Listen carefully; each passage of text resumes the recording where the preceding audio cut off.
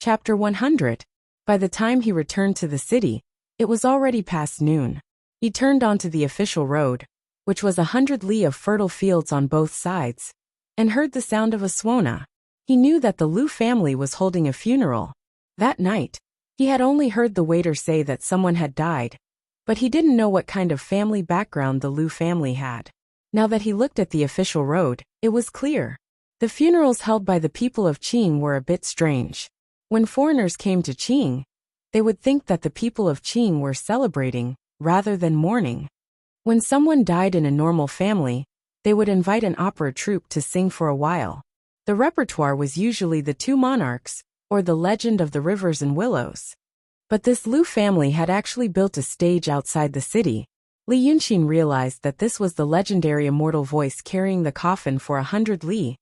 There was a stage every 5 li, regardless of whether or not there were people watching, but they had to sing for a full 24 hours. He walked forward for a while and saw the stage. In the morning, they had built a 3-foot-high stage and a canopy to shelter them from the rain and sun. 3 actors were singing happily on the stage, and there were only 3 passers-by watching. They were an old man with a bun in his hair, a strong man, and a young boy. Li Yunxin walked to the side of the stage and casually glanced at it. He suddenly felt that it was a bit interesting. It was not the kind of play he thought it was. Rather than a play, it was more like a play. This was the first time he had seen a play of the Qing kingdom. The singing style was very common, and there were even dialogues in the middle, as well as decent stage props. He felt that this thing was more like a combination of opera and play from his time. This was fun. This unexpected and novel scene caused him to unconsciously slow down his footsteps and take a few more glances at it. He found that they were playing the Two Monarchs. In this world, when people mentioned monarchs, they usually referred to Black Bai Yanjun. Li Yunxin had dealt with those two before, so he decided to stop and see what the Two Monarchs were like in the eyes of the common people. He found that the Two Monarchs told the story of how Black Bai Yanjun became Black Bai Yanjun. It was said that the Two Monarchs were originally people from the heavens, a pair of brothers. The Black Yama Lord was the elder brother, while Bai Yanjun was the younger brother. Bai Jun was unscrupulous in his actions and caused trouble everywhere he went. As his elder brother, He Jun had repeatedly advised him, but Bai Jun was unrepentant. One day, Bai Jun was short of money to drink, so he stole the celestial Thearch's golden dung ladle and sold it in exchange for wine. A few days later, when the celestial emperor was going to dig out his own manure pit, he discovered that the scoop of manure was missing, so he got angry. As soon as the celestial arch flared up, a rain of fire began to fall from the sky. This rain of fire lasted for 300 years, and in the end, all the humans were burned to death. It was only after the humans were all dead that the celestial arch realized that Bai Jun had stolen the manure ladle. He said that humans in the mortal world had died because of Bai Jun, and that Bai Jun had committed a grave sin and wanted to execute him. However, He Jun pleaded for his younger brother, saying that since people were dead and the mortal world was full of dead souls, he was willing to stay with his younger brother in the dark center of the celestial sphere forever, becoming a pair of Yama kings who accompanied the dead souls and dealt with those dead souls. The celestial emperor was moved by the deep affection between the two brothers and agreed to his request. However, he was also afraid that the two of them would come to the mortal world and reveal the secrets of heaven, so he erased most of their memories. The two brothers thanked him repeatedly, then descended to the mortal world and became the later Black Bai Yanjun. When Li Yunxin looked at it, it was He Jun and Bai Jun who were disguised as the people of the celestial court, singing, "I, the celestial arch, am magnanimous and benevolent," asked the black and white brothers to transform into human beings. He was a little dazed, and after a while he let out a breath. What kind of F***king worldview is this? This was said a little too loudly, and it startled the old man in front of him. The old man looked like he came from a well-to-do family. He wore a cotton robe with fine stitches, and his beard was clean and soft. He turned his head to look at Li Yunxin and asked, "Why did this little brother say such a thing?" Li Yunxin wanted to turn around and leave, But for some reason, he felt a sense of irritation in his heart. He frowned slightly, squinted his eyes under the hot sun, and looked at the silly man and ignorant child, who had also turned around to look at him. He stuck out his tongue and pursed his dry lips and said, "Sir, didn't you notice something wrong?" The old man stroked his beard and thought for a while. "No." Li Yunqin sighed. "The celestial Varch is sick. His dung ladle was stolen, and he killed mortals to vent his anger. He killed everyone, and then said it was because of Bai Yanjun. And then a group of people sang praises of him. What kind of logic is this?" The old man thought for a while, but did not say anything. Instead, it was the tan, simple-looking man who said, How can you say that? The celestial Varch is the celestial Varch. How could the celestial Varch do anything wrong? Besides, the world is big, and the celestial Varch is the most powerful. Whatever he does, who can control him?" He thought for a while, and then used the pair of straw sandals on his feet to rub the dried yellow mud on the wooden hoe beside him. "Besides, this is the way of the world. The wicked drink and eat meat, while the good suffer from the cold and poverty. Little brother, I understand what you are saying. You want to talk about justice. How can there be justice in this world? The teachers teach the children that the world has its own justice. If you ask me, how can there be justice? Whether a matter is fair or not, isn't it up to the adults to decide?" Hearing him say this, the old man hurriedly shook his head. No. There is justice in this world. Not only is there justice, but there must also be kindness, and the neighbors help each other and live in harmony. If there is no such thing, the world will be chaotic. Look at how different people are from birds and beasts. For example, today when you went up the mountain to collect grass, you were injured by a beast on the side of the road. This old man saw that you were seriously injured, so I must help you. This is justice and kindness. Bah! So unlucky. The strong man suddenly became angry and spat on the ground. "There is no reason to listen to such unlucky words, you old killer." After saying that, he snorted again, picked up the wooden hoe and left. The old man's face turned red, and he was stunned for a while before stamping his feet. Hey, this person is unreasonable. Some thoughts emerged in Li Yunqin's mind. He wanted to say something, but when he saw the old man and the child in front of him, he felt his interest waning. At this time, the three performers on the stage finished their performance, changed their costumes, and sat by the side of the stage to drink cold tea to rest. Seeing the old man stomping his feet in anger, the person who played the Celestial Emperor laughed. "Look at you, old man. It's not like you don't know anything. That man looks like he has a poor life, trying to make a living in the fields and mountains. Why are you cursing him for being injured by a beast, and not cursing him to die? How can I not be angry?" After drinking some water and wiping the sweat from his forehead, he said to Li Yunqin, "Little brother, you look like you come from a rich family, but you don't know the suffering of the world. How can there be so much justice in this world? This world is the law of the jungle, isn't it? Look, even if our Daqing State's emperor is wise and just judges the suffering of the world, you think there is justice in this world. But where did the Daqing State's rivers and mountains come from? It was Emperor Taizu who took it from the hands of the previous emperor. This Daqing State's justice, in the end, is it not because the weak are prey to the strong, and the strong are respected? So this world has always been like this.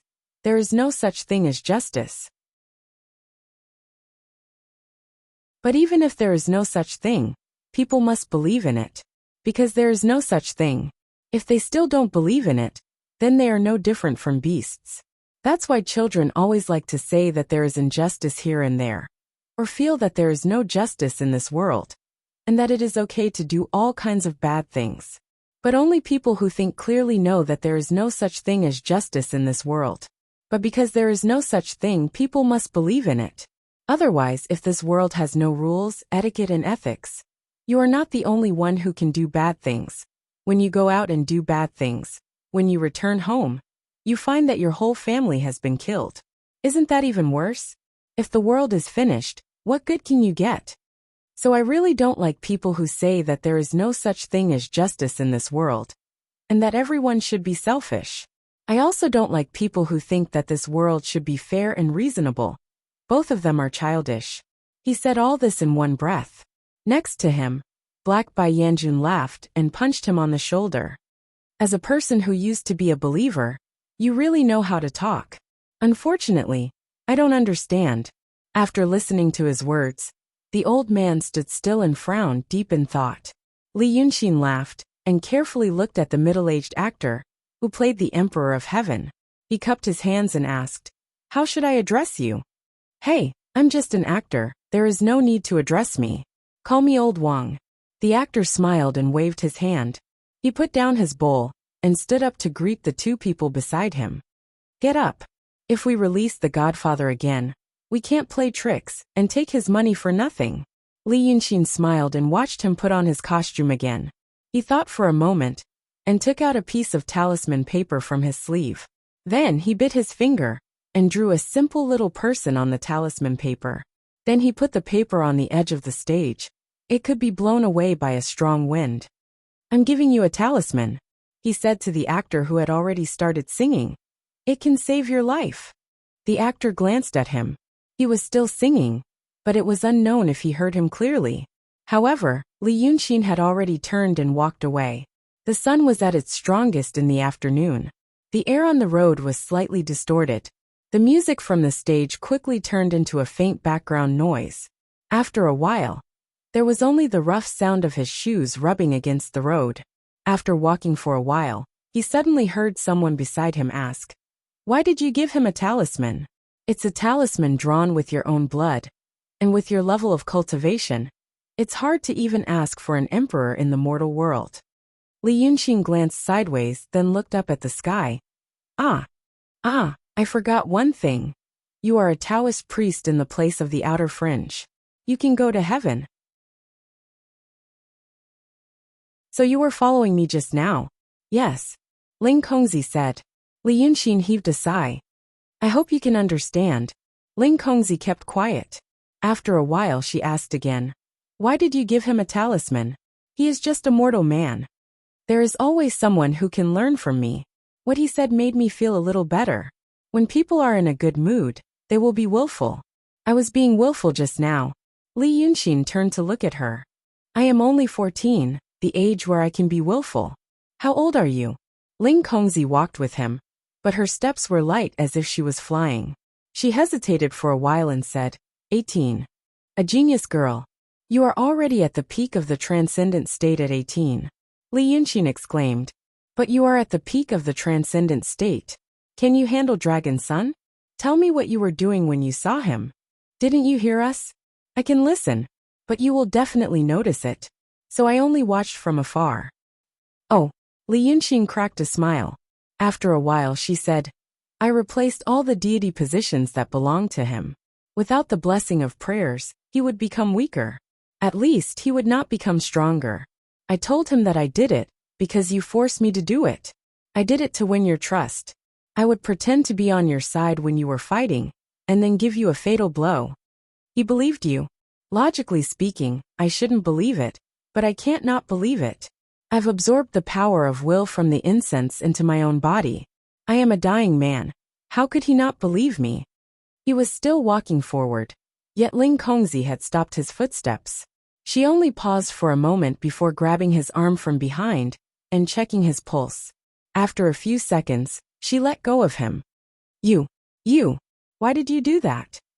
You are only 14, and you are almost at the peak of the transcendent state. Do you know what that means? Genius. The kind that is rarely seen in hundreds or thousands of years. Li Yunxin said casually. Anyway, you are awesome. Ling Kongzi stared at him. Her chest heaved up and down a few times. She forced herself to calm down quickly.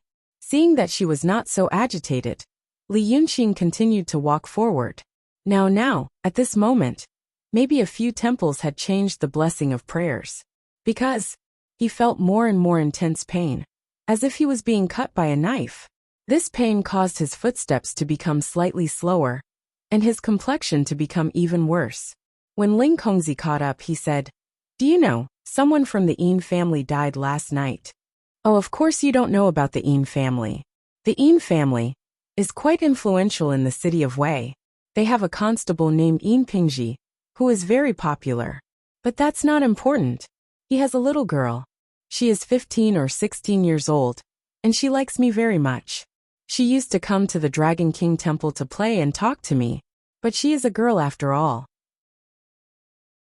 Although she is lively and bold, she is not old enough to confess to me. So she pesters me every day and smiles when she sees me. She doesn't like green onions. Well, green onions are fine. She died last night. It was casually eaten by the dragon son. Because I went to borrow a mirror before. Li Yunxin was silent for a while. He sighed and turned to look at Lu Ling seriously. Do you think she died because of me? Tell me, don't you think those great fiendish demons deserve to die? After a while, Lu Ling said softly, you should be used to seeing dead people. You should have killed people before. I did kill a lot of people, but those people came to me first. Li Yunxin smiled. But she was good to me. Lu Ling did not say anything. So I also have a part in the evil that I did with Dragon Son. Just now the actor talked about morality. From the perspective of humanity, I should not be with the demons.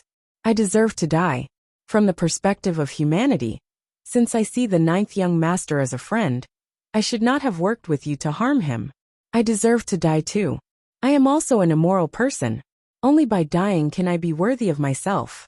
I said I wanted to go back to the mountain with you. I have no choice. You. Lu Ling said this word, but he didn't know what else to say.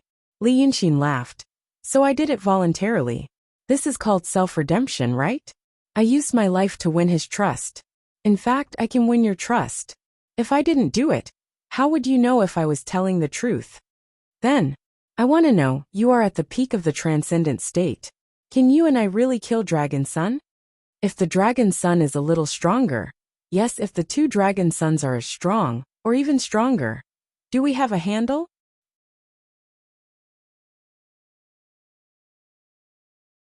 Chapter 101. Lu Ling had grown fond of silence. Li Yunxin couldn't see her expression, but he could tell that she was happy to see her expression change. After a while she said, you really don't care about your life. Sigh. Maybe that's why you are a genius. It's a pity that you. She glanced at Li Yunxin.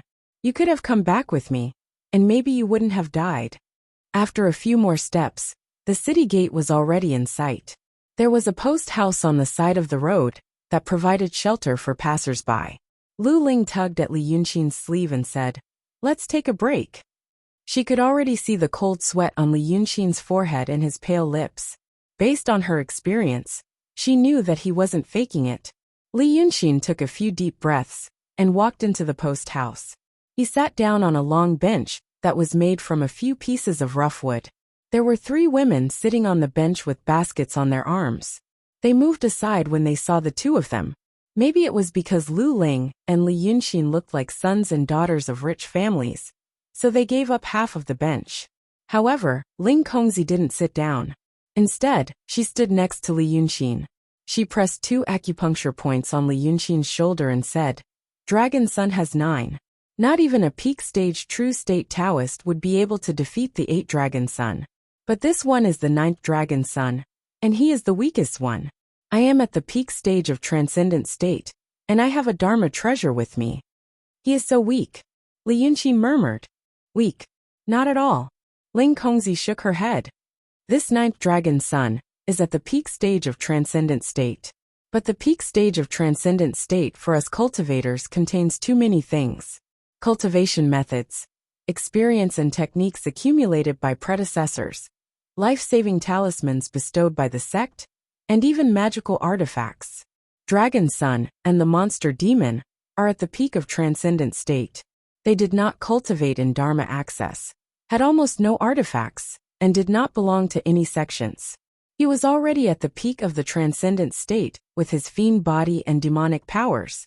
Think about it. A mortal who was born at the peak of the transcendent state. He wasn't weak at all. On the contrary, he's shockingly strong. If we were to talk about meeting on a narrow path, I would have died by its hands. Even a Taoist who had just stepped into the true state would not be able to gain an advantage. However, I had time to prepare and set up a talisman formation. Once he came in, he wouldn't be able to leave. As for those 2 dragon sons, they can probably be killed. But if you want to say stronger, how much stronger? The 3 women sitting at the side were all dumbfounded at this time. They looked at each other as if they had seen a ghost, got up, and left in a hurry. They probably thought that the couple looked good. Why did it have to be 2 lunatics? After the 3 women left, Lu Ling went to the other side and sat down on a stool. There was a weed growing under the stool, and it sprouted very long. Li Yunxin plucked out the grass stalk and fiddled with the soft green stalk on her fingers. Then he said, "After all, he is a dragon son, known as the Wei River Dragon King. I don't know what you think, but I think he is a living true god near the city of Wei. Then there should be a dragon palace. Could there be magic treasures or something like that in there? Or would there be a friend?" Dragon palace? Ling Kongzi's voice became strange. How could he have a dragon palace? Oh, I don't blame you. No one told you about this. If a great demon in charge of a land has a temporary imperial residence, it is not built by itself.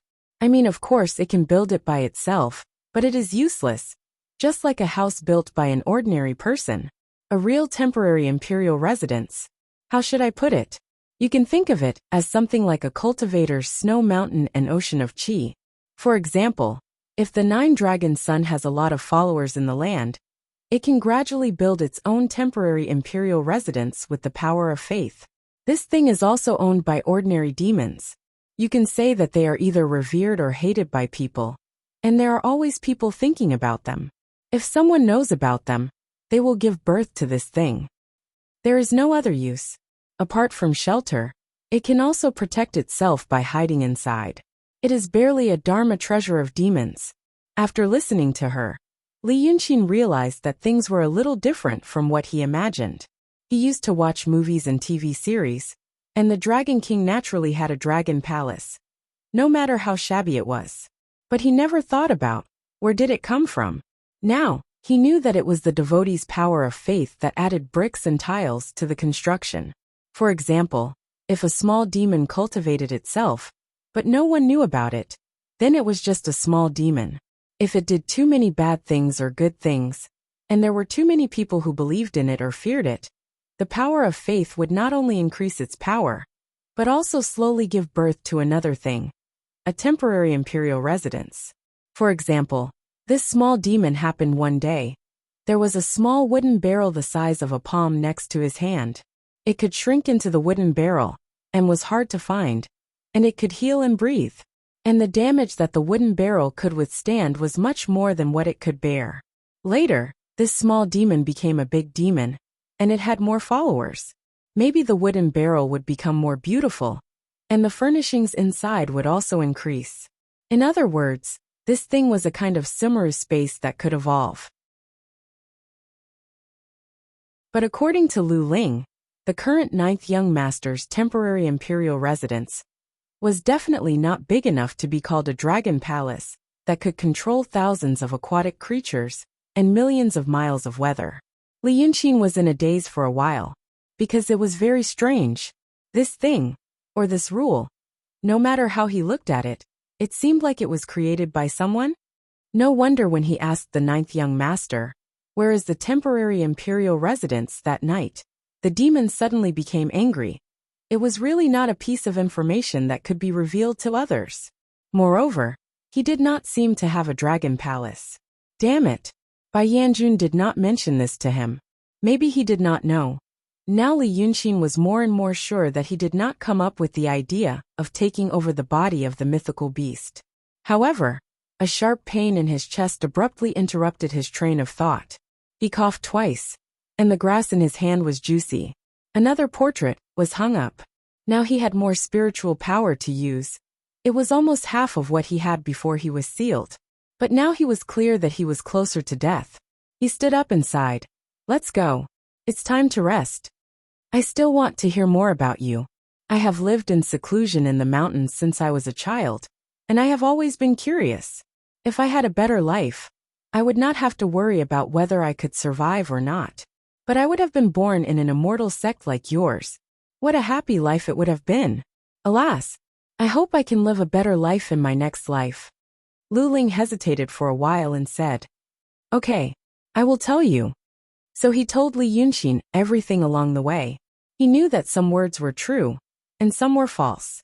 But it did not prevent him from gradually sketching a picture in his mind, as well as the general trend of the world. Finally, they separated at the intersection where Lu Ling met Xiao Jiaming for the first time. It was getting dark.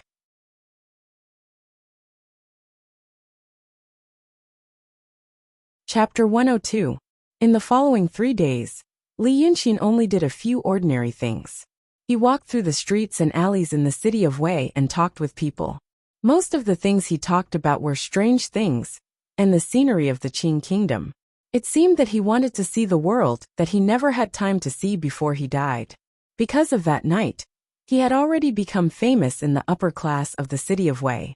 Therefore, when he passed by a rich family, he would walk to the door and say, I am Li Yunxin, to the gatekeeper. Some would sneer and walk away if they didn't know who he was. Therefore, the owner of the family would be glad that the gatekeeper didn't know who he was and didn't report. Who would want to be associated with the enemy of Langya Cave?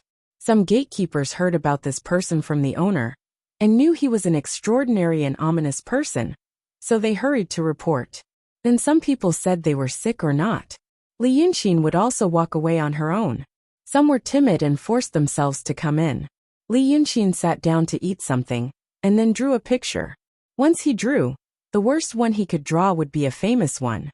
He would leave it to the family, and send it to the temple of the Dragon King, for only 100 taels of silver. Those who didn't see him the next day were full of regret when they learned about this, because they also heard that Li Yunxin and Fairy Ling Kong were chatting harmoniously on the street. They realized that he might feel that he was leaving the city of Wei, and wanted to leave some money for Lu Laodao. And the relationship between him and Fairy Ling Kong didn't seem that bad.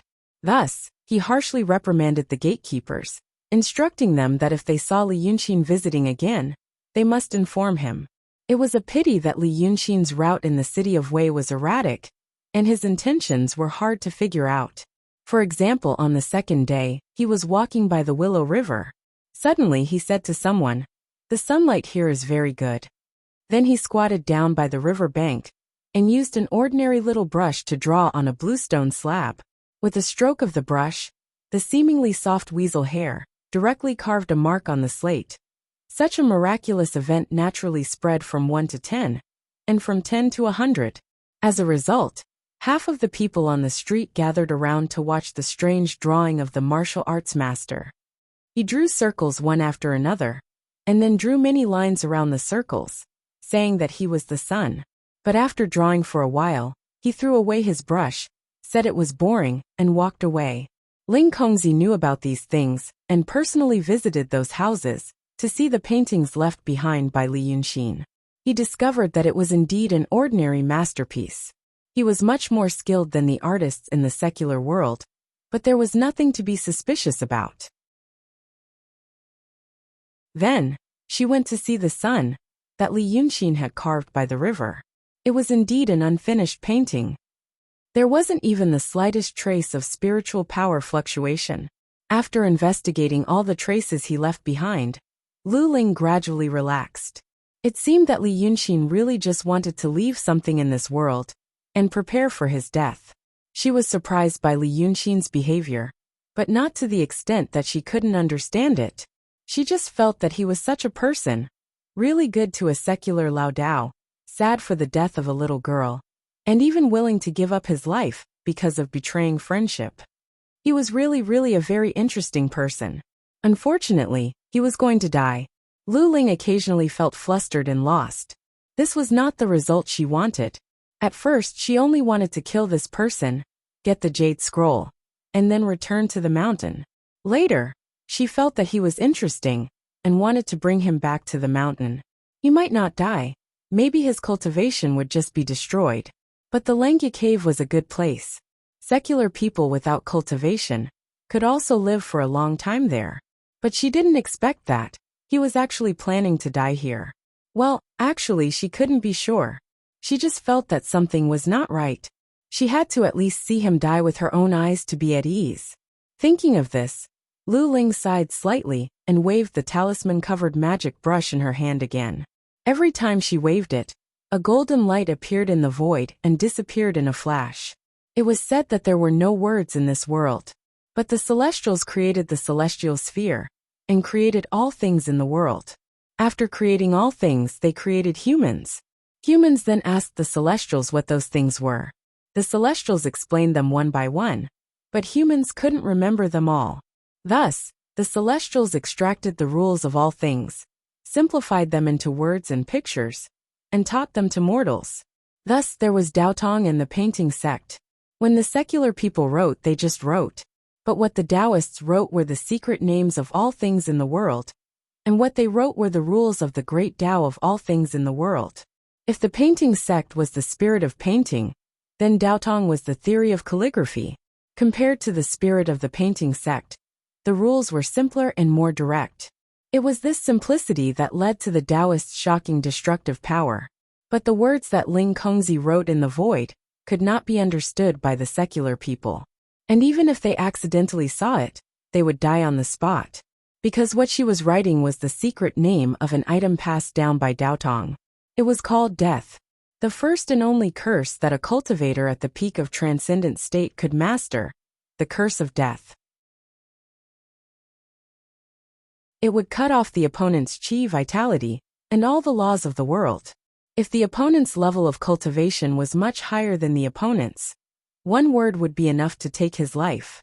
Against a powerful monster like Long Sun, even if one word couldn't kill him, it could set up an array with the word. Death was not just the death of life and death. Plants would wither, and the karma would be cut off. Once the array was completed, it could temporarily cut off Long Sun's fate and karma. Once he entered the array, he would not be able to return. Just like that, she wrote 7 to 7 times before she finally stopped and let out a long sigh of relief. Then she closed her eyes and rested for a while. She walked to the window and looked at the sky outside. It was already dark. In the courtyard where she was, the plants cast a mottled shadow. After looking at the shadow, she said, "Come in. Tell me." Song Yunzi, a Taoist from the Danding sect of Shangqing, pushed the door open and came in. But after taking 2 steps into the door, she stopped. Fairy's words. That Li Yunxin is painting everywhere today, just like the previous 2 days. But at noon on the street, he caused a little trouble. Lu Ling tilted her head slightly. Little trouble? Actually it wasn't because of him. Song Yunzi thought for a while and said slowly, "Today, I secretly followed him to the Chongmen Street, and it was the opening time of the market. Fairy, you may not know, but at the middle and end of every month, the villagers would come to the Chongmen Street of the city of Wei for the market. At this time, no need to explain, go on." Ling Kongzi listened as she slowly walked around the room, and her slender white hand gently brushed past everything around her. When she touched a string of green grapes on the fruit plate on the table, she gently brushed it. The raisins fell into the porcelain plate with a clatter, leaving only a forked stem. She picked up the stalk, fiddled with the soft green broken stem on her fingers, and whispered to herself, "Today should be his last chance." That Li Yunxin also came to the Chongmen Street today. He set up a stall on the street, saying that he was selling portraits for fun.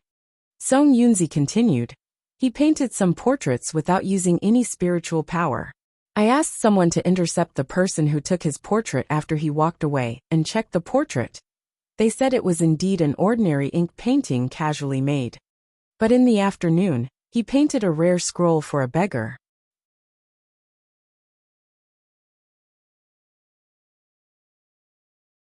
Chapter 103. Ling Kongzi paused for a second, and then shook his head. He. But he couldn't think of the right words to describe him. He was indeed a rare character in the world, and it was hard to describe. The 2 Taoist priests in the cave had just entered the transcendent state, but they already thought they were great. They spent a lot of treasures and spent 10 years to make a painting. Now this Li Yunxin. Oh, he made a painting for the beggar? What happened? Song Yunzi hurriedly said, "In the afternoon." In the afternoon, Li Yunxin brought a stack of paper, an inkstone and a pen to Chongmen Street. He hired his table from a fortune teller for a tale of silver under a weeping willow by the side of the street, and sat down. The willow was not easy to grow insects, and it was cool. He sat there with his eyes closed for a while before he opened them, and looked at the pedestrians on the street. When he saw a man whom he liked, as those who watched him put it, he beckoned to him, and asked if he would like to have his portrait painted. Half of the people thought it was a trick, so they waved their hands and walked away. The other half of the people took his drawings with some suspicion, and left happily, thinking that they were very good. Occasionally, there were one or two people who knew him before, and they couldn't hide their excitement even if they tried. Li Yunxin frowned and said, "Go away, I don't want you." The person would then ask why, with pain and disappointment. Li Yunxin said, "You already know me, so what's the point? Those who don't know me can take the painting back. It will be fun when they know it's valuable, or they can throw it away, and it will be fun when they know it's valuable." Since they knew who he was, and what he was capable of, they could only leave with their tails between their legs. After 2 hours, Li Yunxin saw a beggar. The beggar was very old, skinny and unkempt. But surprisingly, the beggar was clean. He was wearing shabby clothes but clean and dry. His hair was messy but not greasy. He was not like an ordinary beggar, who would hide in a corner and ask for money. His way of begging actually had a bit of character. Squinting his eyes, he walked to the pedestrians and recited a few lines of poetry. The poem was not written by him, and it did not fit the scene. He probably wrote it down from some poetry collection. Then he said a few more auspicious words. If the person pushed him away impatiently, he would not pester him. Only when the man stopped walking did he ask for something after he spoke. Li Yunxin stared at him for a while before asking someone about this old beggar. He knew that this person was a butcher. Their ancestors had been butchers for generations, so their lives were not bad. Originally, his family was satisfied with being a butcher. They felt that they could buy some land in the future and upgrade to a landlord. But at this time, he had other ideas. He felt that he had to do something great, and that he could not pass his life in mediocrity. Thus, after his father passed away, he closed the shop and focused on his studies. He started studying at the age of 20, and when he was 28, he could not even be a scholar. In fact, it was not that he was not diligent, but that he was stupid. Ordinary people could try to annotate after studying for 3 or 4 years. He read 1,000 books of poetry for 4 years, and still could not memorize them all. He studied for another 2 years, and when he was 30, he gave up his pen and joined the army. But the Daqing state had been peaceful for a long time, and there was no chance for him to achieve anything. Thus, he stayed in the army for 10 years, and did not even become a corporal. Finally, he was disheartened and returned home. But on the way, he met bandits. After all, he had been in the army for 10 years, so they fought together. In the end, he killed one and injured another. He was not alone. There were a few people from the same hometown, but they were all cowering. The bandits were also a motley crew. 5 or 6 of them, seeing someone die, quickly ran away. His companions sent him back to the city of Wei. When the magistrate knew about this, he privately rewarded him with 50 taels of silver. He told him to rest and recuperate, and when he recovered, he would be the village leader. But he was seriously injured, and almost lost his life. After half a year, he finally recovered, but he had an eye disease, and could only see people dimly. When he was about to recover, the magistrate fell sick again. He died after 3 months of illness, and no one talked about being the village leader anymore. After that, his hands and feet were not nimble, and his eyes were not useful, so he slowly spent all his money. When he was 60, he was completely destitute, and after 2 or 3 years, he finally begged on the streets. But after all, he was a scholar and an old soldier. Besides, he had killed bandits, and almost became the village leader. He should have some strength of character. Thus he became like this. After listening to his story, Li Yunxin paid attention to him. The storyteller asked, "Why not draw a portrait of this beggar?" Li Yunxin only shook his head. After a while, when it was almost dinner time, a peddler pushed a cart to sell sour soup. This was a kind of noodles made from fermented corn, and it was quite appetizing in this season. The steaming hot stall looked very attractive in the golden sunlight. The sour soup could be eaten with pickled vegetables, or stir-fried. People who rushed to the market came to buy it, and then squatted at the side to eat. At this time, the old beggar rested not far from Li Yunxin, looking at the stall and muttering to himself. Others couldn't hear clearly in the noise, but he could. The old beggar seemed to be talking to someone beside him, but also muttering to himself. Back then, I was guarding the border of Wuwei Castle. I stayed in the castle with my brothers for a month, and as soon as I came out, I wanted to eat sour soup. The sour soup at that time. When he said this, he stopped, swallowed his saliva, and stopped talking. He raised his face and squinted at the stall. Li Yunxin didn't know if he could only see the afterglow of the setting sun, or the vague shadow of the stall. But he also felt that he seemed to be looking at something else. What in the afterglow of the setting sun? The youth that could no longer be captured. The confidant who waited for a lifetime in her hometown, but eventually turned into white bones.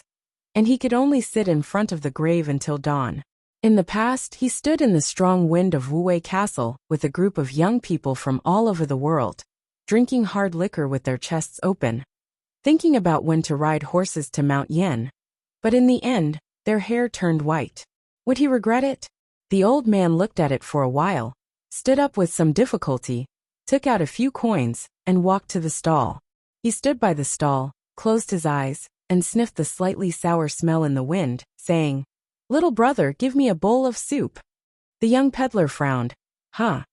The old man squinted, trying to find the small pot for boiling sour soup, and pointed. "Soup. Just give me a bowl of soup." The peddler pondered for a while before realizing that the old beggar only wanted soup, not noodles. After looking at it for a while, he waved his hand. "Not selling. Go, go, go."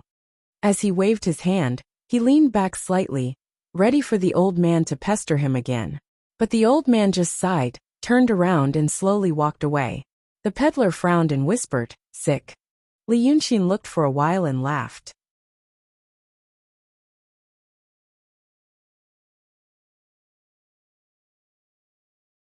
Chapter 104. He stood under the tree opposite the peddler and waved his hand. "Hey, you, give me a bowl, bring it to me." The peddler listened to his words and looked at him again. He frowned and said, "Do it yourself." Then he ignored him. It turned out that he had a temper. The people around him all knew who he was. Seeing that the new peddler didn't know who he was and disrespected him, they were thinking about how he would teach him a lesson. But they were surprised to find that Li Yunxin just smiled and said nothing. Then he picked up the brush and spread the paper on the table. He made a painting called Sheng Yuan painting, a freehand painting of young boys and girls releasing lanterns by the river during the Lantern Festival. At this time, the afterglow of the setting sun had almost disappeared from the horizon. Some peddlers had already come out to light lanterns. Li Yunxin threw away the brush and stood up. Using 2 fingers to hold the painting, the ink was still wet. She walked to the riverside and stood still. Then he said loudly, "Who gives me a bowl of sour soup to eat? I will perform a magic trick, okay?" Hearing this, the servants of the rich families who had been waiting for a chance immediately went to the peddler's stall to grab a bowl of sour soup, and ran to Li Yunxin. Li Yunxin took a bowl, raised his head and ate it in one gulp. Then he picked up the painting with one hand, and slowly put the bowl on the painting with the other. He put it on the painting, and continued to put it on. The painting seemed to have a bottomless pit that sucked the bowl in. Everyone's jaws dropped when they saw this. The peddler also saw this scene and was stunned at first. Then he shouted, "How did you make my bowl disappear?" Someone in the crowd said impatiently, "I will compensate you later for a broken bowl." So the peddler stopped talking, and also came forward to watch Li Yunxin's magic trick. Li Yunxin held the painting with both hands, and showed it to the front and back. Some people with sharp eyes who were close to him exclaimed, "The bowl just now appeared in the painting." In the painting, the young boys and girls were releasing lotus lanterns by the river. Now in the middle of the lotus lantern, there was a colorful porcelain bowl, which was very eye-catching. Everyone cheered loudly when they saw this, and they felt that it was extremely brilliant. But she heard Li Yunxin say with a smile, "Thank you for your kindness. A drop of gratitude must be repaid with a spring of gratitude. Now let me treat you. With that said, he shook the painting, and a clattering sound could be heard. Everyone hurriedly looked at the ground in front of him, wanting to see if another bowl would magically appear. But after looking for a long time, there was nothing. Just as he was feeling slightly disappointed, someone pointed at the Willow River behind Li Yunxin and said, "Look, look, look!" The sky was already dark, and the Willow River was also dark. But in this dim river, a bright lotus lantern floated down along with the current. First there was one, then two, three, for in just 2 or 3 breaths of time, the Willow River was lit up by countless pink lotus lanterns that emitted a soft glow. The Willow River became extremely beautiful in such an evening. The soft light reflected the color of the water, the sky, and the faces of the people by the river. People were first shocked by the sudden beauty, and then by Li Yunxin's means. Wasn't this the scene in his painting? After the extreme shock, they remembered that Li Yunxin had previously put a bowl in the river, and remembered that he said he would treat people to sour soup. So they hurriedly looked at the dark part of the river. They really saw a bowl of hot sour soup floating between the lotus lanterns. One person walked to the river, and carefully reached out to grab it. He thought it was an illusion, but he really did get it. He tasted it in front of everyone, and after a slight daze, his face was full of surprise. It's real! Everyone had eaten sour soup before, but the sour soup that was made by someone floating in the river. No one had eaten it before. Like a swarm of bees, they swarmed to the riverside to retrieve the porcelain bowl. Even the vendor selling sour soup also ran over, intending to take a bowl. There were so many bowls. If he fished them all up, he wouldn't be afraid that they would break in the future. The old beggar squinted and looked at the soft light by the river. But after all, he didn't dare to follow. Li Yunxin stood under the willow tree, with his hands behind his back, watching those people running down the river embankment, and the side of his face was illuminated by the candlelight. He watched for a while, sighed slightly, and walked to the side of the old beggar, sitting under another tree. He handed the painting in his hand to him. "You take it. But it's not something you can take. Someone will come to buy it from you, and you can take as much as you want." The old beggar barely saw what he did, and he also recognized his voice. So he was shocked and didn't dare to take it. Immortal you. It's not an immortal, it's just a trick." He stuffed the painting into the old beggar's hand, not caring that it was wrinkled. Then he squinted slightly, looking at those people under the river embankment. They are all like this. They are only visible, easy to see. A bowl of sour soup, a little money, a little power. As for the other things, I don't have time to see them. But I like you. You know what you want and why you live. He withdrew his gaze and looked at the old beggar. The old beggar fell to the ground, trying to smooth the paper that was wrinkled by Li Yunxin. But after all, he couldn't see it clearly, and he didn't control his movements. Some people who were staring at the painting in the dark felt their hearts tremble. "Don't break the painting." Li Yunxin smiled, and walked slowly behind him. He pressed his shoulders with both hands and suddenly whispered in his ear, "In this world, do you still have any worries?" The old beggar was stunned and said after a while, I don't have anything to worry about. It's just me." Li Yunxin asked again, "Are you tired of this world?" The old beggar was still stunned for a while, and then said, "Alas, I've lived enough. I'm just waiting for God to accept me." Li Yunxin straightened his back, and asked again, "What about the human heart?" The old man was silent for a long time, and then said, the human heart is sinister. But there are always some good things." Li Yunxin smiled faintly in the light of the river.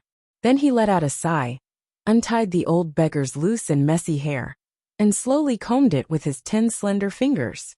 And in such an evening, in the dim light, while combing his hair, he read a poem in a low voice. "White jade capital in the sky, 12 buildings in 5 cities. Immortals touch my head, tie my hair and receive immortality." After these 4 lines of the poem, he had combed Lao Dao's hair into a Taoist bun. The old beggar didn't know why, and didn't dare to move. And Li Yunxin looked at his white hair, and was silent for a while. He asked him, "Do you wish for immortality?" This was a very soft and low voice. But the old man caught this sentence in the warm night wind, and in the voice of the people. After a moment of silence, the beggar felt lucky, and said with a trembling voice, "I wish." Before he finished, Li Yunxin lifted him up, and pushed him on his back, and pushed him into an alley. "Then this painting is your fortune. Think about it. Do you still want to sell it?" After saying this, he waved his big sleeves, and strode away from Changmen Street like the wind.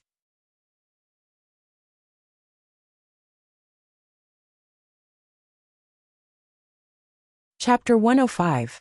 The old beggar was pushed to the entrance of the alley by Li Yunxin. He steadied himself by holding the wall, and turned around to look for the immortal. But night had fallen. He could only see a hazy light, but he couldn't see anyone. Thinking of the immortal's words, he looked around subconsciously, folded the paper carefully, and put it in his pocket. But he couldn't stop it. This painting, it was not an ordinary painting.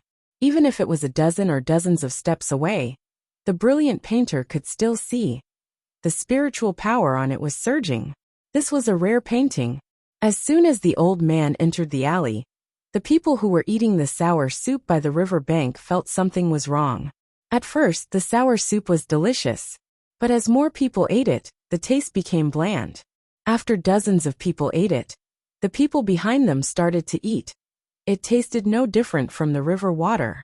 After a few breaths of time, there were no more lanterns coming from upstream. The lanterns in the downstream gradually dimmed. The Willow River became dark again. The people who were too excited because of the miraculous event just now remembered to look for the young and handsome immortal. But he was long gone. Then they were annoyed. Why did they eat sour soup? Why didn't they ask the immortal for a talisman? But the peddler was smiling by the river. He ate 4 bowls, and was so full that he almost vomited. Then he went to collect the porcelain bowls. After collecting more than 10 bowls, he couldn't carry all of them. So he stepped on those that he couldn't carry away, not wanting to let others have it. When the group of people walked back to the river bank, he also walked back to his stall with the bowls in his arms. But after a few seconds, the people who were still talking about the miraculous event suddenly heard the peddler scream. Then they saw him sitting behind his stall, slapping his thighs and crying, "Damn Taoist priest, what you just ate was my sour soup. That bowl is also mine. I stepped on more than 10 bowls for nothing." After crying for a while, he suddenly stood up and pulled people. Don't leave, don't leave. Whoever ate my bowl, give me back my money." But no one paid any attention to him. The people, who had suddenly understood, sneered, sighed, and were surprised as they avoided him and ran away. Just at this time, the old beggar was stopped in the alley. The aura of the newcomer was different from those who had been waiting near Li Yunxin for him to paint. This was a calm and steady man dressed in black. His face was covered with a black cloth, and he held a dagger in his hand. She jumped down from the corner of the alley and kicked the old man to the ground. Then, she put her hand into his bosom.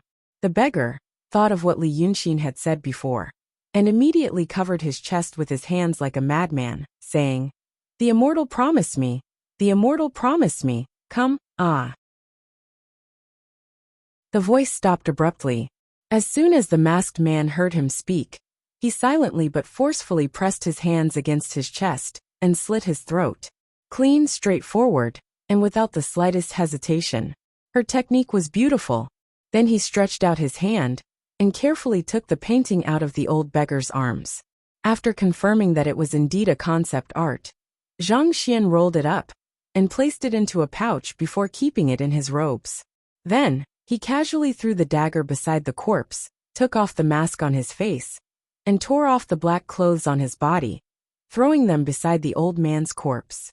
After doing all that, the masked man, then, he strode out of the alley with a solemn expression. He looked left and right with extreme vigilance, and grabbed a passerby, saying sternly, "Go to the magistrate's office immediately and get someone here. There's a murder." The passerby who was suddenly grabbed was about to explode, but when he saw the man's black clothes, he didn't say anything. When he took a closer look at the man's face, he hurriedly said, "Ah, it's Inspector Een. You're, cut the crap. A murder. Go now." With that, he pushed hard, and the passerby dared not say anything else, and hurriedly ran away. As for Pingji, he waved away a few passerby who were about to turn into the alley, and stood guard there with a gloomy expression. He raised his voice again. A murder. Unauthorized personnel are not allowed to enter. Stand 3 feet away. And so, the crime scene was protected by Inspector Een, who happened to pass by. Not long after, the magistrate of the mansion arrived. This place wasn't under the jurisdiction of Lioha Mansion, but Pingji found out about this, and it was a great help to them. Therefore, after expressing his gratitude, he politely sent Pingji off. This murderer carried such a precious scroll in his arms. He openly walked along Chongmen Street, and walked to the back street of the magistrate's office. The vicinity of the magistrate's office had always been quiet. He looked at both ends of the back street, and there was no one there. He only felt a slight chill. Therefore he touched his neck, stretched out his hand, and lightly knocked on the door 3 times. The door opened. A manservant stuck his head out, and when he saw it was him, he opened the door wider. Pingji flashed in, and personally turned around to close the door. But in fact, he wasn't the only one who entered. The old beggar's soul, with a trace of a blood-red knife mark on his throat, also entered with him. At the moment of his death, the soul stood up from his body. In a trance, this old man, who had seen a lot of things, realized he was dead. He stood there in a daze for a moment, and then he remembered, and only remembered one thing: the immortals gave me immortality. This intense obsession caused his originally indistinct soul body to become much clearer. Without thinking, he pounced on Pingji's body, using both his hands and feet to cling onto him, riding on his back, and kept digging into his clothes. Give me back my scroll. I want immortality. However, whether it was the ghost, Pingji, or any observant person, none of them would notice that there were actually 2 people in the alley. In my opinion, alas, that Li Yunxin and that devil are actually the same kind of people. They're both devils. TSK. Bai Yanjun said in a sharp voice, gloating. Do you want immortality? Alas, isn't this immortality? Kikik. He tied a Taoist bun for this old man. That's the fruit of fate. We can't take it anymore. The Black Yama King thought about it coldly, and repeated Bai Yanjun's words with a tone of agreement. He's indeed a devil. But this time, could it be that he really had some good intentions? He then shifted his gaze to the old man's ghost. This person has suffered for a lifetime. It can be said that he has made up for the sins of his ancestors. But now, it can be said that the worst of it has turned into bliss. It can be considered as compensation for the 5 lives he saved back then. From now on, it depends on his fate. Let's go. That emperor of Li Kingdom died after a quarter of an hour. Lure him there. And so this old beggar's soul, coiled around Pingji's body, following him all the way to the magistrate's yamen. But once they entered the yamen, a majestic and chilling aura pressed down on this ghost's body like a mountain. Chi and aura, in the eyes of cultivators, were things that truly existed. For example, there were hundreds of thousands of people living in the city of Wei, and its yang qi soared to the sky. That big ghost wore a human skin and hid in the city of Wei. No matter how powerful the 9th young master was, it would be difficult to find it in the sky full of yang qi. Since it was a place of human settlement, there were activities such as birth, death, marriage, and punishment. There would also be residential houses, commercial houses, memorial homes, and government offices. Each structure and qi dynamic were different, and thus formed the qi and aura of a city. In the eyes of feng shui experts, a house was a life, and a big city was a giant beast with endless qi dynamic. And in the body of this giant beast, in the body of this city, was the core of the city's power, the place that everyone feared, the yamen. Once he entered the yamen, the majestic and chilling aura pressed down on him like an avalanche. How could the old beggar's soul withstand such a strong force of humanity? Immediately, his figure blurred from the impact on Pingji's back, and it was about to dissipate. But this ghost was not destined to die. An obsession remembered that the immortal gave him a painting and wished for immortality, and rushed to the chest again. His figure was blurred like a candle in the wind. At this time, he pounced again, and actually pounced into the chest like a puff of smoke. Then on the riverside of the upper Yuan painting, an old man's figure appeared.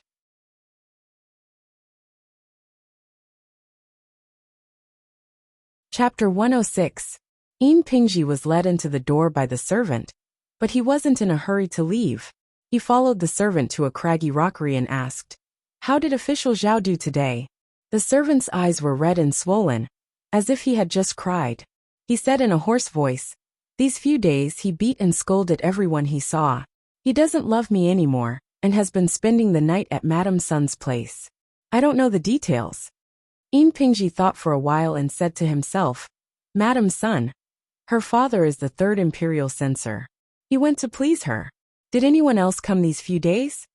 The servant rubbed his eyes. "I did as third uncle said and paid attention to the horses in the Yamen stables. I really did see a long-haired horse from the north. Someone from the north must have come. After that person left, official Zhao didn't seem so distressed anymore, I guess. Good. Yin Pingji let out a sigh of relief. Someone from the Zhao family came. Our magistrate is after all a member of the Zhao family. Then this painting of mine will be like charcoal in snowy weather. You lead third uncle in, don't cry. Your cousin's revenge, humph." The servant heard this and hurriedly looked up with wide eyes. "Revenge? Third uncle, do you know who did it?" Yin Pingji gritted his teeth. "I can't tell you right now. Just lead the way." The servant wanted to ask more, but he knew that his third uncle didn't have a good temper. He could only sigh in his heart for his bitter sister Yin, wiped his eyes with his sleeve, and led Yin Pingji through the back garden. When they reached the back room, the servant said, "Third uncle, wait a moment. Official is inside, I'll go report." But after a quarter of an hour, the servant came out, covered his face and said, "Official's temper is still not good." But he finally agreed to see third uncle. "When you go in, be careful." Yin Pingji didn't wait for him to finish and casually agreed, walking to the door. He slightly tidied up his clothes, straightened his hat, pushed the door open, entered, closed the door behind him, and walked 2 steps forward with his head held high. Magistrate Zhao was sitting in front of the table. The room was dimly lit with only 2 candles. He was reading a book with one hand. When he heard Yin Pingji enter, he only squinted at him for a moment before looking away. After reading for a while, he said, "I know you. Just say it. I'm very annoyed. Tell me what's important." After saying that, he went back to reading, but it was obvious that he was using the act of reading to calm his mood. He had actually been reading that page for a quarter of an hour. Yin Pingji took a deep breath and took out the brocade pouch from his bosom. He took a few steps forward and placed it on the table in front of the prefectural magistrate with both hands. In a deep voice he said, "I am here to offer charcoal in a snowy day to you, and also to seek a good future for myself." After saying this, Magistrate Zhao frowned slightly. "Get out." For a moment, Yin Pingji thought he had misheard. But after seeing the intense disgust on Magistrate Zhao's face, he realized that he had not misheard. His Excellency was not in the mood to hear what he was going to say next, and said directly to him, "Get out." Because what he didn't know, and what his nephew who served Magistrate Zhao didn't know, was that in the past few days, many people had come to see this magistrate, who was about to lose his power through various channels, and had made many suggestions that they thought were brilliant. These suggestions made Magistrate Zhao completely lose his patience. 2 hours ago, someone had suggested to this magistrate to take the city of Wei to conquer the world. This person was now stripped naked and locked in the prison. As a result, when Yin Pingji said what he believed to be a sudden clap of thunder, the prefectural magistrate knew the reason for his visit. Get out. But he still tried to make a little effort. He didn't get out obediently, but quickly opened the brocade pouch on the table, took out the picture scroll, and unfolded it. With an eager and expectant tone he said, "Your Excellency, look at this picture." The painter said it's a rare scroll. Magistrate Zhao stared at the page for a while, then slightly frowned and glanced at the picture. Then he turned his head and continued to read, while using one hand to take the picture, shook it, coughed, and put it in front of his face. After looking at it carefully for a while, he said, "Why do you say it's a rare scroll? Such a rare scroll?" I saw him make it with my own eyes. It was made by that Li Yunxin. Pingji said hurriedly. After making this picture, that Li Yunxin went to the river. I watched him for 3 days. I was afraid of missing out, so I brought a knowledgeable painter with me. That painter said it's a rare scroll. I think it's not wrong. I came to present it to you. He told her the whole story in an urgent and methodical way, including the fact that he had killed the beggar. The prefectural magistrate listened quietly, thought for a while, and put down the scroll in his hand. Then he stared at him in the dim candlelight. You have courage. But I can't even protect myself at this time. What future do you want from me?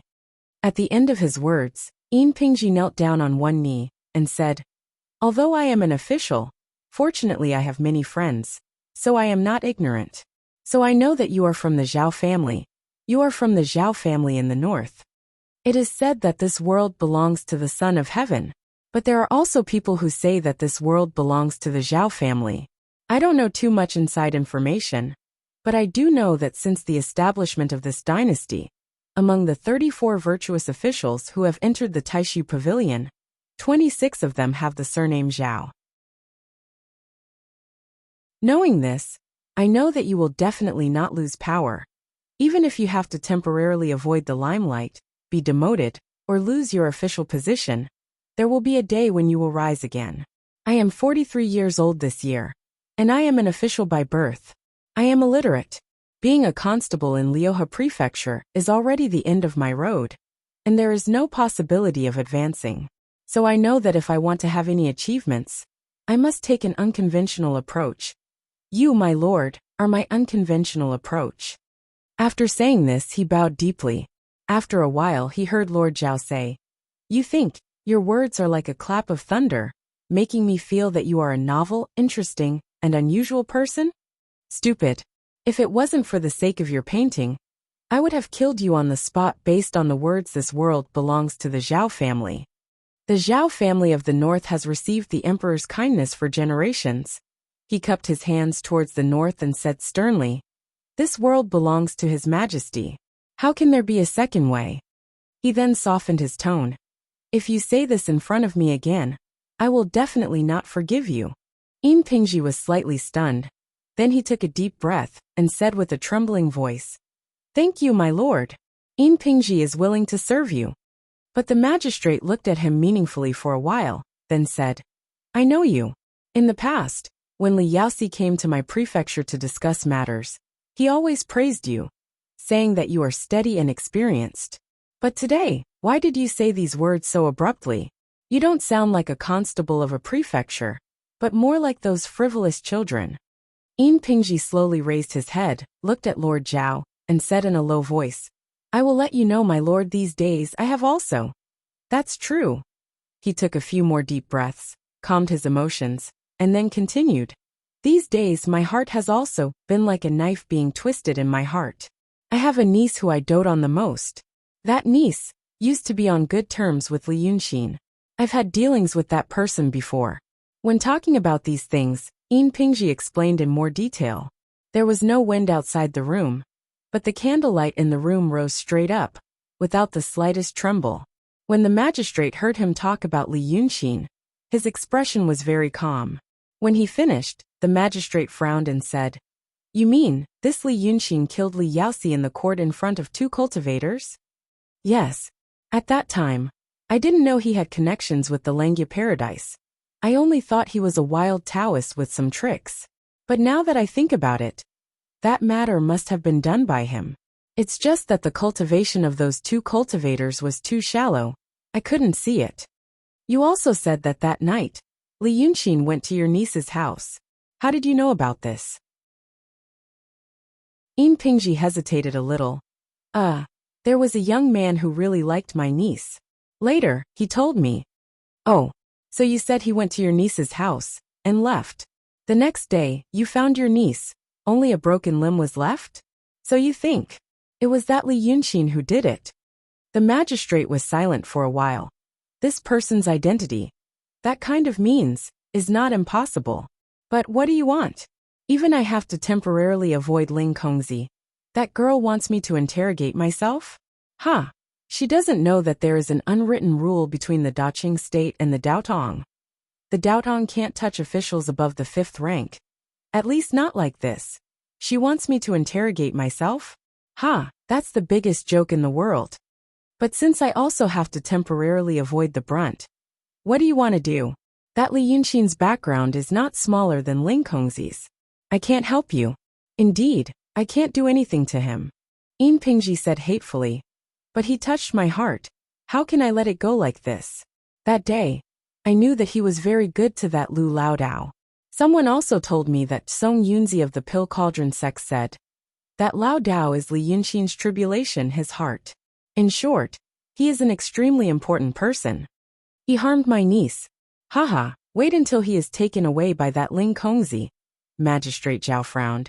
If you want to do this, I can't be bothered. As long as you do it cleanly and cleanly. But why are you telling me? It's also a proof of allegiance to you. Yin Pingji gritted his teeth. In the past, your humble servant only thought about keeping this family business safe and sound, and had no other thoughts. But now that my niece has died tragically, I have no way to deal with that chief evil, this kind of anger. Magistrate Zhao raised a hand, interrupting Yin Pingji's words. For the time being, I will listen to what you say. You should also understand that not all of it is the truth, but let it go at this point. I will temporarily accept this painting of yours. Coincidentally, it is also useful. As for other matters, wait until you take care of your own affairs. I will consider it again. You can leave now. Yin Pingji was slightly stunned, but he quickly stood up. Yes. After he left the room, Magistrate Zhao then carefully spread out this rare scroll on the table, greedily appreciating it. The candlelight was dim, and he had stayed in this room for a long time, so his eyes were somewhat tired. Thus, he didn't notice that there was an old man in the painting. He moved slightly. Chapter 107. After listening to Song Yunzi's narration, Lu Ling pondered for a while. Then she said softly, "Am I thinking too much?" Song Yunzi didn't know if this fairy was asking her, or what she was asking. Thus, she only cautiously kept quiet and didn't dare to leave. Lu Ling played with the stem of the grape for a while before throwing it on the table. "Did you send someone to spread that matter?" "Yes," Song Yunzi hurriedly said. "That Yin Pingji already knows about it.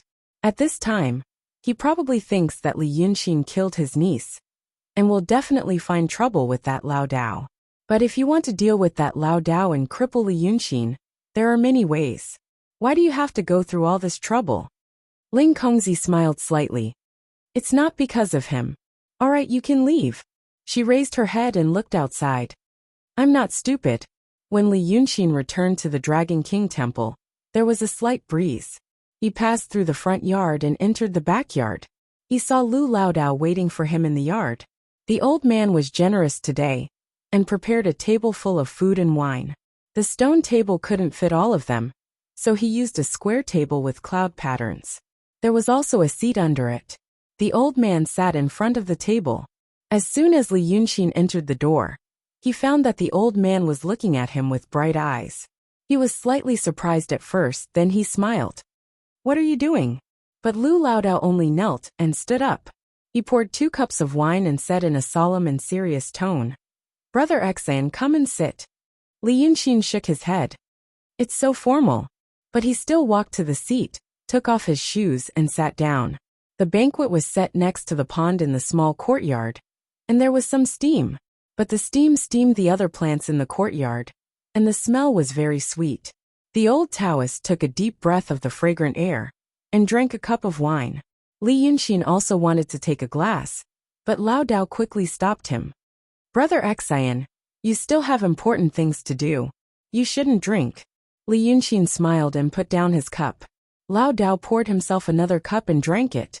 Only then did he let out a long sigh. "Brother Xian, you're leaving, aren't you?" Li Yunxin blinked. "Huh, I know you're leaving," Lu Laodao said seriously.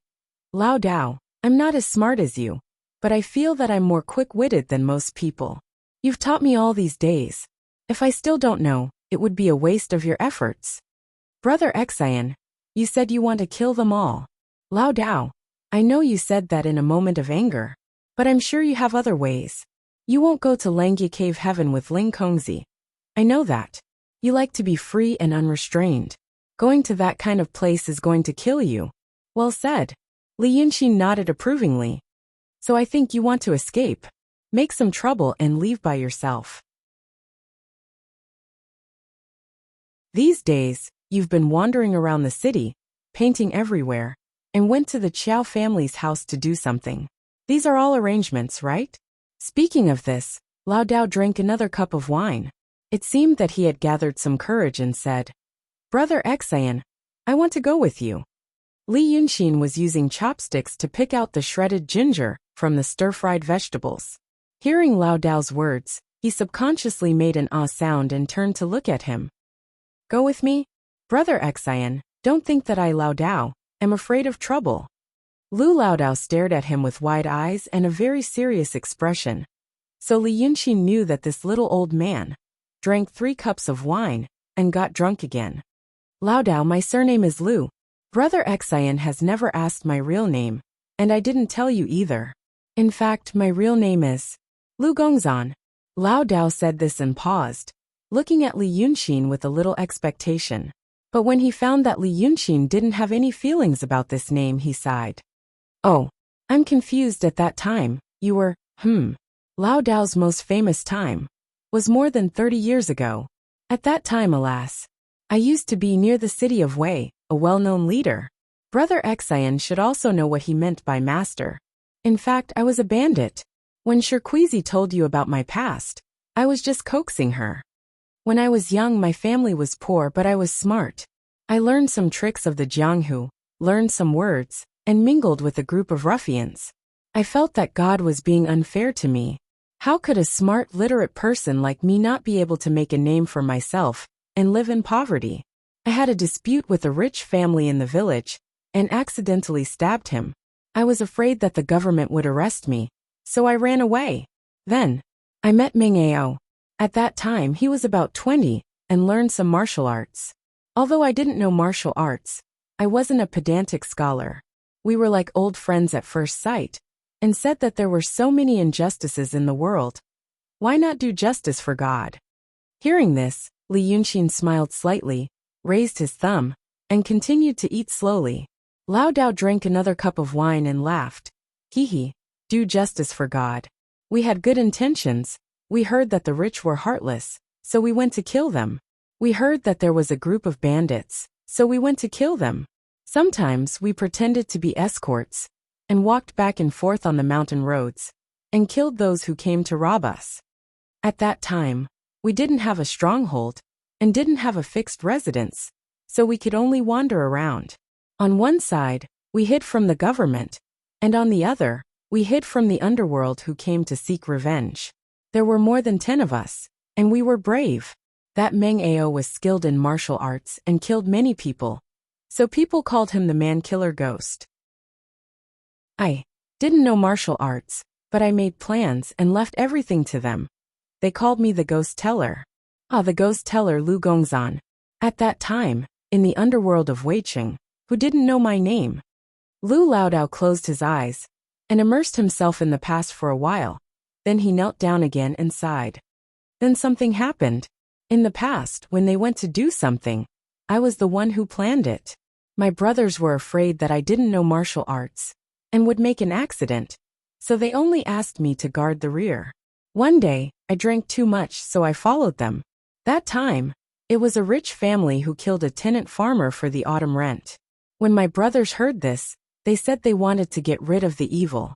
I pretended to be a teacher and went to the village where that family was located to investigate for 4 days, and came back with a plan to attack from within and without. Until that day, everything went smoothly, and I was also there. But at that time, when I saw them kill people, I felt unhappy.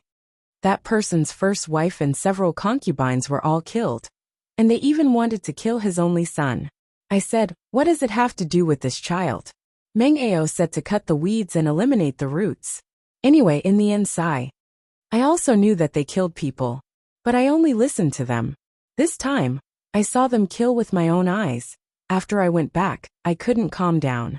Moreover, after a few days, I found out that person wasn't killed by that rich family. I just shouted, urged for some rent, and set a date. After that person went back, he was so anxious that he died. And the scoundrel who had a grudge against that rich family deliberately made up this story. Hearing this, Li Yunxin sighed. That's why, when there was news in the past, I didn't dare to criticize immediately. There must be a reversal. The drunk Lao Dao didn't think about the meaning of news. He only knew that he agreed with his words. So he sighed again, sigh. After that incident, I happened to have a girl I liked. So I was disheartened and didn't want to do it anymore. We said that we were enforcing justice. But in fact, how many people did we kill? I don't know. What about the money we got? It was all our own expenses. In fact, we were no different from bandits. I wanted to leave, but Meng Ao didn't allow it. The two of us quarreled, and in the end I left. After marrying that girl, I bought some land with the money I had, and I could be considered rich. So 3 years passed. After 3 years, I had a son and a daughter. I gradually forgot the past, and no one could find me. That year, when the new year was approaching, I went to the city of Wei to buy some New Year goods. It took me 2 days to go back and forth, so I stayed in the city of Wei for 1 night. I went back the next night, went back. When Lu Laodao said this, he kept repeating these 2 words with his eyes wide open.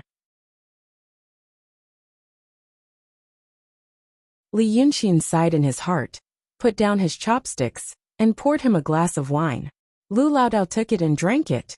He paused for a while, then said, When I went back, I saw my wife.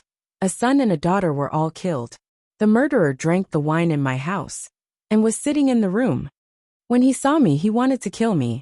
Later, I found out that someone told him that I raped innocent people, colluded with the government, and oppressed the people in the village. And the person who told him this was a scoundrel in the village. Because he saw my beautiful wife, he came to flirt with her, and I ran into him. I am very popular in the village, so someone taught him a good lesson for me. And this scoundrel harbored hatred in his heart, and ran into the murderer by chance. Lu Laodao stared into the distance for a while, and wiped his face fiercely. Brother Exin, do you know who the murderer is? Li Yunxin sighed. Meng Ao. Lu Laodao was stunned at first, and then smiled bitterly. Yes. Brother Exin is such a smart person, how could he not know? It's Meng Ao. After I left, they couldn't make a living. In the end, they were ambushed and scattered. That Meng Ao finally made a business, without any capital. But near the end of the year, the government was strict, and his business was not good. He came here alone, and met that scoundrel. He heard the scoundrel lie, saying that he remembered the time when we were together, enforcing justice on behalf of heaven. So he drank wine and came to my house. He killed my wife with 1 strike, my son with another strike, and my daughter with another strike. After that, he sat in the house and continued drinking, waiting for me to come back. Li Yunxin gently stroked the rim of the wine cup. And then, that Meng Ao finally recognized me. He wanted to kill himself to atone for his sins. But at that time my heart was empty. I ought to have been grieving. But I don't know why, at that time, my mind was blank. I was just thinking about one thing. The cycle of heaven retribution is not good. I told that Meng Ao die. Death is naturally a very easy thing to do. If you die, your soul will be taken away by Black Bai Yanjun. And your memory will be erased. Your pain and guilt will also be gone. But to live, with an uneasy conscience, to live in guilt, is the most difficult thing. I wanted him to kill that scoundrel, and then think about that scene every day, and live day by day.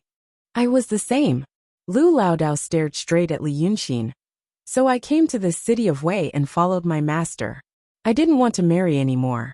I am also living in remorse. That Meng Ao later found me, and went to the Chow family to be an escort. I understood that this person wanted to protect me, to take care of me. Take care of me. Without his care, this Dragon King temple couldn't be kept in my hands until now. He did take care of me. Lu Laodao said in a low voice. After so many years. So many things, those at that time. I also gradually let go. But, so when he was thrown into prison, You were in a hurry to run around. Li Yunqin held the wine cup with his fingers, slowly swirling it by his lips, only smelling the fragrance of the wine. But you didn't look. He was taken out, and you didn't ask where he went. I was confused at first, but I didn't expect it to be like this. So Brother Xian, Lao Dao, I am not a person who is afraid of death. Maybe I was before, but now. Brother Xian, if you want to go, take me with you. Lu Lao Dao put his hands on the table. If you go to the ends of the earth, I will also go to the ends of the earth. Today, I did something wrong when I was young, and then I didn't do anything. Now I'm not far from death.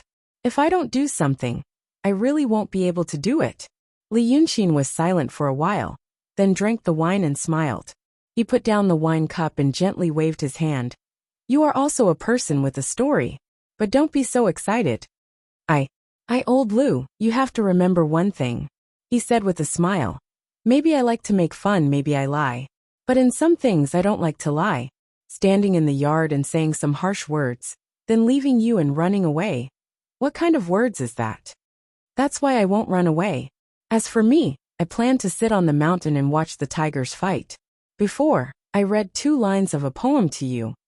I don't know the true face of Mount Lu, only because I am in this mountain. That is to say, in fact, you are also part of my plan. I want to get away, and I need your help. You don't need to ask me how to help first. It's good that you know. I did something to make the devil and Lu Ling fight, mainly to kill them together. Of course, I need to make some adjustments in the meantime. But that's the general idea. As for what you need to do, you will know slowly. These days, I just made a little effort. Lu Lao Dao was stunned for a while. Then he blinked his eyes. Even if his mind was numbed by alcohol, this unexpected news still brought him enough surprise. He struggled to think for a while, then suddenly widened his eyes. That day, Ling Kongzi said that he would take you away in 3 days. Then, doesn't that mean, they are really going to fight tomorrow? Li Yunqin smiled and shook his head. It's not a fight between children. There is no such thing as a fight when the day is agreed. Lao Dao frowned. When is that? I still need to prepare tonight. Li Yunqin stood up, brushed his sleeves, and put his hands behind his back. It's already here. As soon as his voice fell, muffled thunder rolled through the clouds, crushing all the water vapor in the clouds. The first raindrop of the night knocked on the edge of the silver cup, making a clanging sound.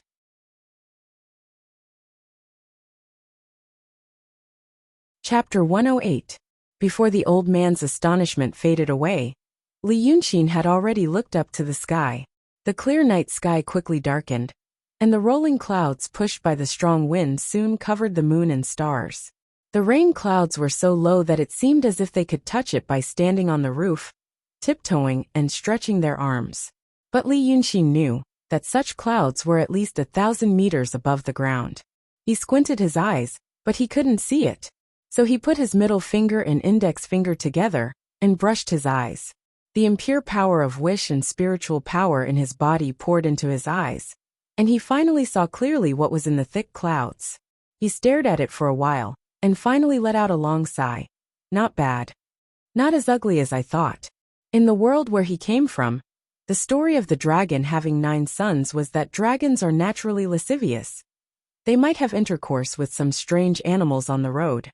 There were 9 dragon sons born from the intercourse of the dragon and the animal. So he was not sure what the original body of the 9th young master Qi Wen looked like.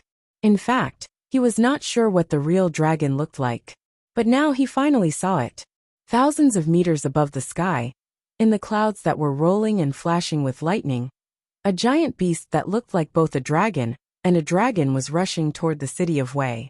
It was said that Qi Wen had the head of a dragon and the body of a fish, but its actual body was extremely long. At a glance, it was almost the same as the dragon in his mind. But if he looked carefully in the flickering lightning, he could still see that there was a long dorsal fin on its back, not the hair of a dragon. But even so, it still had a dragon's head. It really had a pair of antler coral-like horns, shining brilliantly in the flickering lightning. 2 extremely long and seemingly extremely soft and tough whiskers fluttered at the side of its body, glowing with a faint golden light. Its horns were a dark steel-green color, and its sideburns were a snow-white color. Li Yunxin looked at it for a while, and smiled in surprise. This color is really trendy. After the first drop of rain fell, it quickly became a downpour. It was the first time for Li Yunxin to see the dragon sun summon clouds and bring rain. Every time it breathed heavily, clouds and mist rose from its nostrils and swelled with the wind, turning into dense rain clouds that couldn't be dispersed. Every time it shook its body, there would be electric snakes slithering out from between its scales and rolling through the dark clouds. It came with wind and thunder, and by the time Li Yunxin had said 3 sentences, the rain had already drenched his entire body. However, he wiped his face and laughed out loud. How satisfying! Then, he waved his hand towards the house, sword. As soon as he finished speaking, a bolt of lightning cut through the dark night and shot straight into his palm. Li Yunxin held the sword given to him by Bai Yunxin, then casually flung it in front of him. He then knelt down on the wet mat and closed his eyes. Lu Laodao looked at him in a daze and stayed in the rain with him.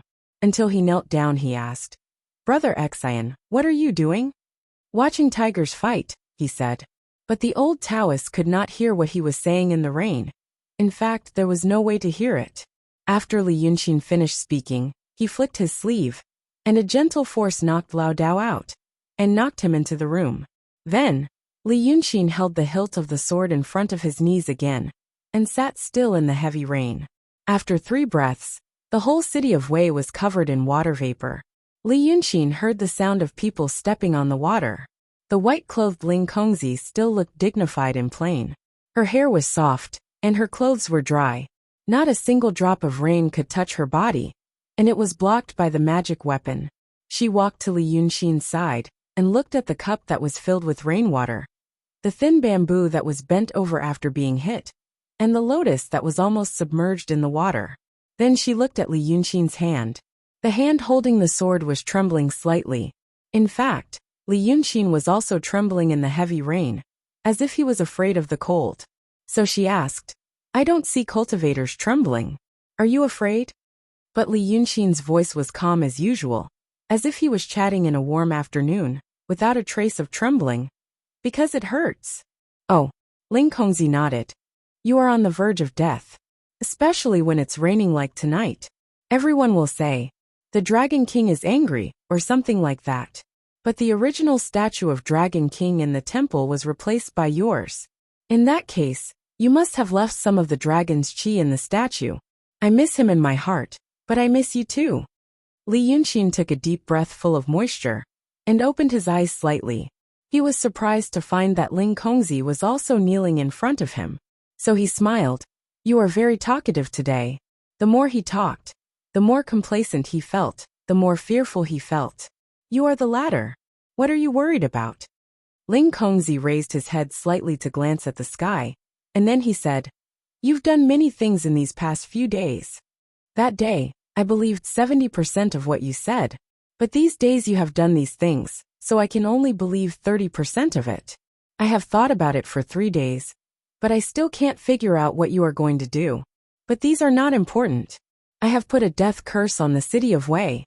As long as I think about it, no one can escape. If you are going to fake your death, and try to practice the way of gods and ghosts, then I can tell you now, this death curse can also kill souls. So if you turn back and give up now, it is still not too late." Li Yunxin was silent for a while, and opened his eyes to look at her. "What I do and say is easy to be misunderstood. If I say that I am really experiencing the last happy time of being a human, you will not believe me. And people like you who are favored by God have always been confident in themselves. You have your own worldview, logic system, and judgment standard. Everything I have said is just for your reference. So, you can't be relieved before you see me die. It is the same with Dragon Sun." Li Yunxin raised his head in the heavy rain with difficulty, and looked up at the sky. Dragon Sun was hovering over the city of Wei, as if looking for them, and also seemed to be arranging something. I told him that I would help him, but he is doing it again. In such a short time, so much power of hope gathered on me. I will become very painful. and my ability will be greatly reduced. So, in fact, he does not completely believe my words. Both of you said you believe me, but in fact, you do not. But it doesn't matter. When you see my soul dispersing, you will no longer doubt me. As Li Yunxin said, he grabbed the slender white sword with his trembling hand. Since you have confidence in yourself, what are you waiting for? It seemed that because of the severe pain, his hand slipped on the edge of the sword when he held it. The extremely sharp blade easily cut through his hand and cut off his little finger like cutting tofu. As for Li Yunxin, her face actually revealed a slight expression, as if a heavy burden had been lifted from her shoulders. So Ling Kongzi realized he was really in pain. It was so painful that compared to the pain of his finger being cut off and then being drenched by the rain, it was a kind of enjoyment.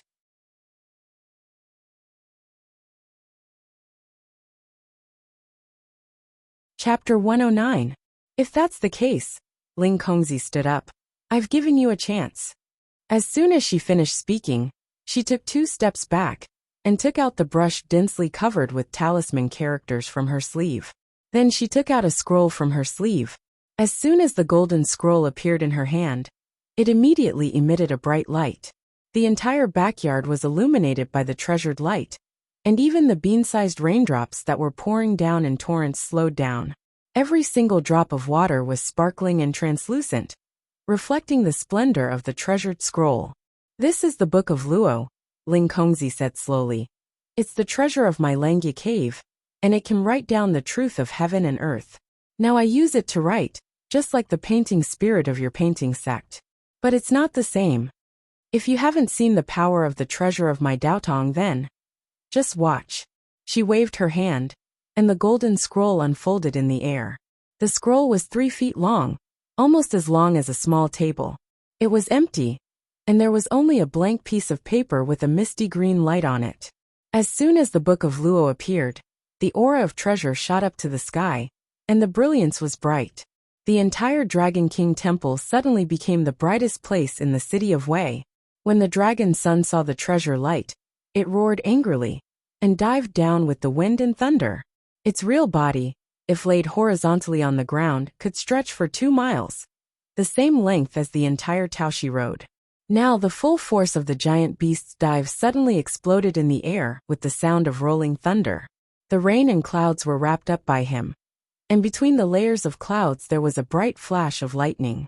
The dragon's body immediately disappeared into the clouds, and in the blink of an eye, it turned into a tornado from the dark sky, flashing with lightning, and directly pierced into a small courtyard in the city of Wei. Li Yunxin looked up at the clouds, and only felt that the whole world was pressing down. From a very far distance, it was just a slender branch that came down from the clouds. But looking from the ground, the thinnest end of this tornado was already so huge that it could envelop 7 or 8 courtyards. Behind the clouds, Long Sun's Chiwen's shimmering horns, whiskers and sharp teeth could be vaguely seen, illuminated by the lightning, making them look particularly ferocious. For the second time, Li Yunxin saw that huge eye. One eye was as tall as him, and this entire head was like a small mountain. It came crashing down. They were still 100 meters above the ground, but the wind pressure had already blown away Li Yunxin's hair bun. Even the square table in the courtyard, along with the bowls and plates on it, were torn to pieces. The green tiles on the roof of the entire house cracked into tiny pieces, and the house began to groan, as if it couldn't bear the weight. Amidst the terrifying sounds of thunder, wind, rain, and roaring, Ling Kongzi picked up the brush and wrote 3 words on the Book of Luo. Calm wind wave. As soon as the words were formed, the entire world suddenly became quiet. Wind, rain, and thunder all disappeared without a trace in an instant. It was as if a pair of invisible giant hands had replaced the stormy sky with a silent film of bright moons and glittering stars in the blink of an eye. A moment ago, there was still the deafening roar and the bone-chilling wind and rain. But now, the clouds and rain had stopped, and the night sky was clear, as if everything that had happened before was just an illusion.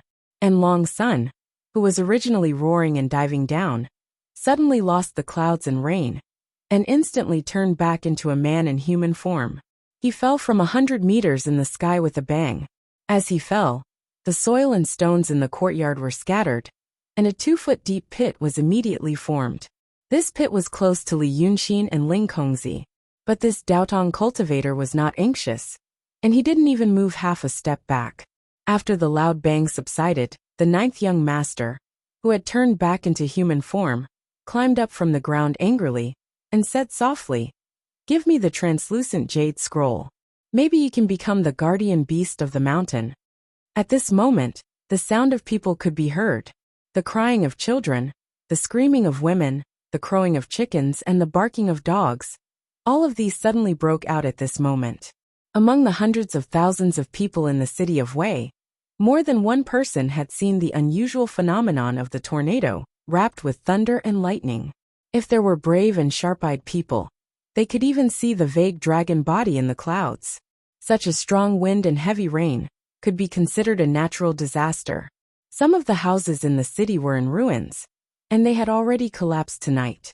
And the houses near the Dragon King Temple, because of Long Sun's attack just now, even the houses covered with green tiles could not withstand it, and were on the verge of collapse. So people knew it was the Dragon King who was angry, that Shinryu had appeared, and it was in the direction of the Dragon King Temple. The people near the Dragon King Temple were running away in panic. Who cared about the appearance of the Dragon King? They had to save their lives first. And those who were trembling in fear suddenly saw the clouds and rain in the sky suddenly stopped, as if it was a nightmare, and they were surprised. In this life, who could see Shinryu? Since the clouds and rain had stopped, why not hurry to the Dragon King Temple and see if there would be a dragon scale or beard left by the Dragon King? At least, they could get some dragon energy. So people gradually gathered their courage and walked towards the Dragon King Temple. At first there were only a few, and then there were groups of 3 to 5. After a quarter of an hour, there were already people gathering. It was said that the divine dragon had appeared in the Dragon King Temple, and was going to pick up the beard and dragon scale. Such noise very quickly came from all directions. At this time the dragon's son, who was no longer in the wind and rain, was already standing in the courtyard. He glared at Ling Kongzi, and his eyes turned from black to light yellow, and his thin pupils indicated that he was in a state of extreme rage. He opened his mouth angrily, and revealed 2 rows of extremely sharp teeth. "Do you know that I am Chiwen? My father is the ruler of all the demons in the world, the only divine dragon in the world. You are courting death." After saying this, he waved his sleeve, and was about to rise from the clouds and rise to the sky. But this time, Li Yunxin saw some faint dragon scales suddenly appear under his white robe, but soon disappeared like a phantom. A few clouds of water vapor appeared around the 9th young master, but disappeared in a flash, like the white fog of winter. This time, he didn't fly away from the clouds. His feet were still firmly on the ground. But Ling Kongzi stretched out his hand and gently combed a strand of hair beside his ear, and looked at Dragon's son. "The storm has been settled. Where do you want to go? You are born with the body of a great demon, and ordinary people can't do anything to you. Even if I am at the peak of the transcendent state, I can only injure you. But today, I brought this magic treasure, and also set up a magic array. I have cut off your fate with this world, and your mana is isolated outside the city walls of Wei, and you can't use it. Can you feel it? If it wasn't for the fear of endangering the lives of all the people in the city, I could have turned you into a rain of blood when you were in the sky, and you would not be noisy here. Give me the jade scroll. Maybe you can become the guardian beast." Hearing these words from Ling Kongzi, the originally angry 9th young master suddenly laughed sinisterly. He didn't try to fly, but put his hands behind his back, and stared at the scroll in front of Ling Kongzi. Magic treasure? What magic treasure?" Li Yunxin recognized this look. That night when he took the translucent jade scroll from him, he had the same look.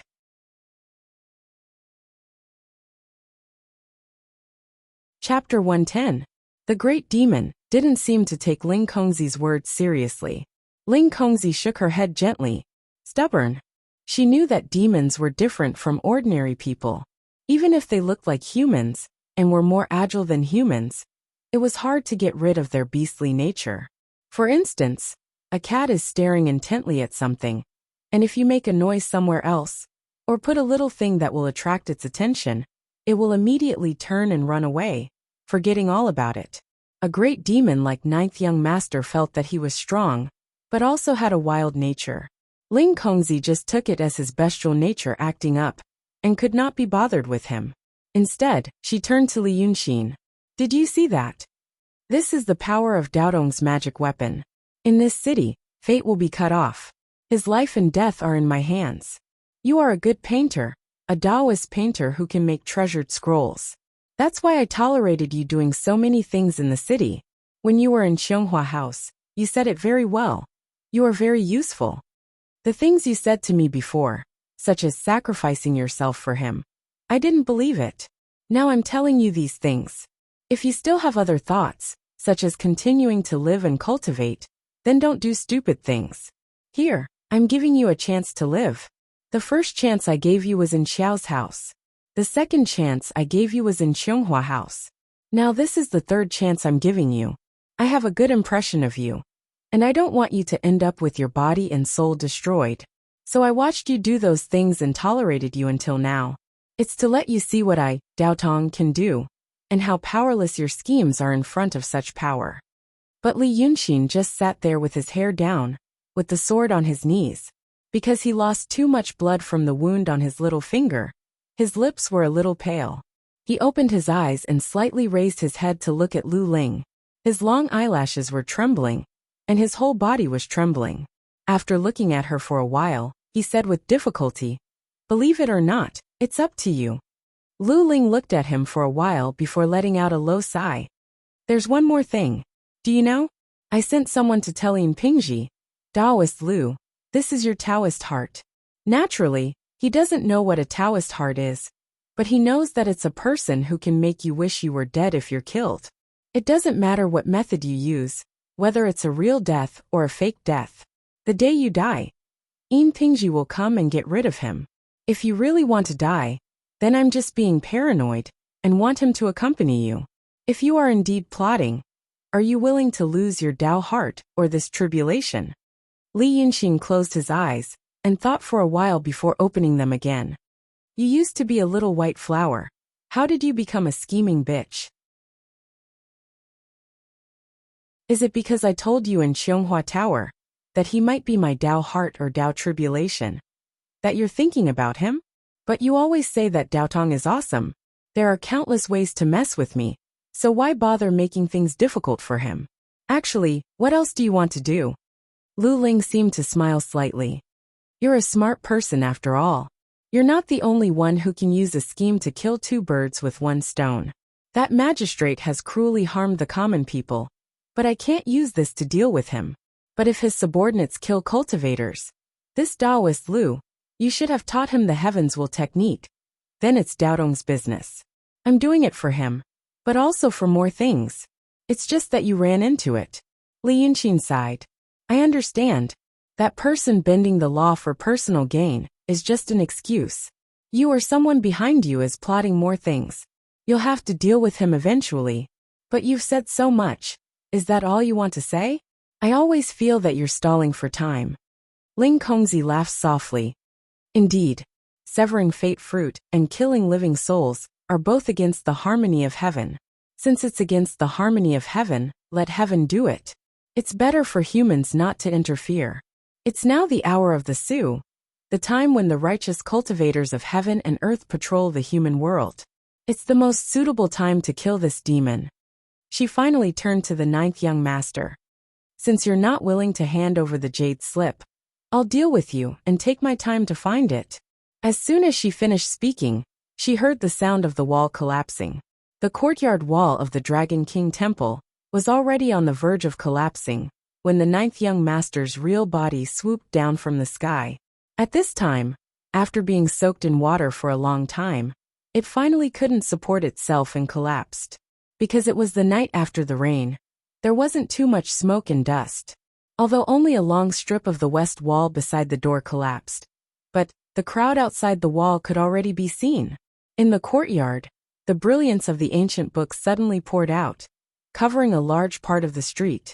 In such an era, at such a time, to see such brilliance, and to see the person standing in front of the scroll. The people who came to the Dragon King Temple to watch the fun were stunned for a moment, and then they exclaimed in a low voice like a breeze. The immortal had appeared. Some recognized that Li Yunxin was the one who walked around the city recently and created such a miraculous scene in the Willow River. So they thought that the strange scene tonight was most likely caused by this immortal. But there were also some clever ones who felt that the atmosphere there did not seem to be right. It did not look like the immortals were praising the breeze and the bright moon, but more like the immortals were fighting, so they were wavering between staying far away and taking a good look at this rare spectacle. Until they saw the female immortal, with a blurry face, raise her left hand to the top of her head. Like pulling out a transparent hairpin, she pulled something out. Then, a green light flashed on Ling Kongzi's body. At this moment, she actually completely changed her appearance. It was a plain white dress with a simple Taoist bun. But at this moment, she finally revealed her true appearance. It was a pink palace dress with big sleeves, a gorgeous cloud bun decorated with jewels and gold jewelry, a pendant decorated all over her body, and a face that was incomparably beautiful, like that of a goddess. When they saw this kind of attire that could only appear in paintings, and this kind of appearance that was difficult to imagine unless they saw it with their own eyes, the ordinary people outside the courtyard instantly became deathly silent. However, in the next moment, they knelt on the ground in unison and started shouting and praising in a disorderly manner. But Ling Kongzi didn't care about those ordinary people. She just slightly turned her face to look at Li Yunxin. However, the latter didn't seem to have much special feelings about her true appearance. He just slightly raised his eyebrows. She looked solemnly at the dragon's son who had been imprisoned in the pit. "Your time has come." Then, she shook her left hand gently, and an invisible shadow stood on the ground. In a breath's time, this shadow slowly became clear. It was actually the appearance of the plain and unclear Ling Kongzi from before. At this time, Li Yunxin, who had been looking at her coldly, finally asked, "What kind of treasure is this?" A subtle and strange feeling of satisfaction flashed through her heart. Lu Ling hesitated for a moment, but still raised her head slightly, coldly looked at Li Yunxin, and said, "This is a feather robe. When worn on the body, in addition to repelling external evil and hiding one's appearance, it can also absorb people's essence, qi, and spiritual power. When the time is right, take it off, and temporarily give birth to another you, although it can't last long. But during this period of time, you can do many things. For example, bear this fruit of fate that goes against the harmony of heaven." Then, she lightly waved her hand and said in a low voice, "Go." After saying this in a low voice, Ling Kongzi, who was dressed in splendid palace robes, suddenly took a step back, giving up the position of the Book of Luo. And the doppelganger, Lu Ling, stepped forward and grabbed the talisman brush suspended in mid-air. The brush moved like dragons and snakes, and in one breath, he wrote 3 words. "Golden Wrong Blade." Once the words were written, the treasure scroll immediately emitted a green light. In the pit, around the 9th young master, 4 golden-armored strong men suddenly appeared out of thin air. These 4 strong men occupied the front, back, left, and right of the 9th young master, and each of them held a cold saw wrapped in gold. Their eyes shone brightly, and they chanted in unison, "The 4 directions night wandering gods are here, under the order of the celestial master, slaying evil." Their voices were like a great bell, reverberating for several miles, scaring the surrounding commoners into kowtowing like pounding garlic. Even their voices could not be heard. As soon as the 4 strong men's voices fell, the 4 cold saws chopped down towards Long Sun's head. This was imposing momentum, unparalleled killing intent. Gods and ghosts flee, and turbulent wind in clouds. With a loud noise, a cloud of dust suddenly rose from the pit and soared into the sky. The flying debris hit the broken walls and bamboo, making a cracking sound. It made people wonder if there was a demon's flesh and blood mixed in it. As for Ling Kongzi, after taking a step back, she only stared at Li Yunxin, who was kneeling on the ground, without a moment's distraction. After the 4 strong men killed with all their might, and the cloud of dust rose, she said in a cold voice, "Are you sure you don't want to think about it? Now you have seen it. If I, Dao Tong, kill this dragon's son with my magic weapon, it will be like a little girl. Does she really think that with this thing she can do anything to me?" However, her words were suddenly interrupted by such a sentence that was filled with killing intent, anger, and coldness. Ling Kongzi turned around right away, and took 2 steps back successively, before withdrawing a bright and golden brass small mirror from his sleeve. After that, he looked at the pit where the dust and mist had already dispersed. 2 pairs of jet-black antlers had already sprouted from Long Zishi's forehead. His clothes were torn and tattered, revealing a body of steel-like scales underneath. His hair had turned white like the hair on his real body. On both sides of his cheeks there were tattoos and small scales. He opened his big mouth, which was full of shining sharp teeth, and let out a roar that sounded like billions of male beasts roaring at the moon. "I am Wei River Dragon King."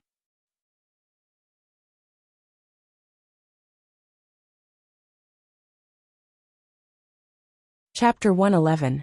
Before this furious roar, which pierced through the clouds and shook the 9 heavens, could stop, 9th young master's body swayed, and he grew in the wind.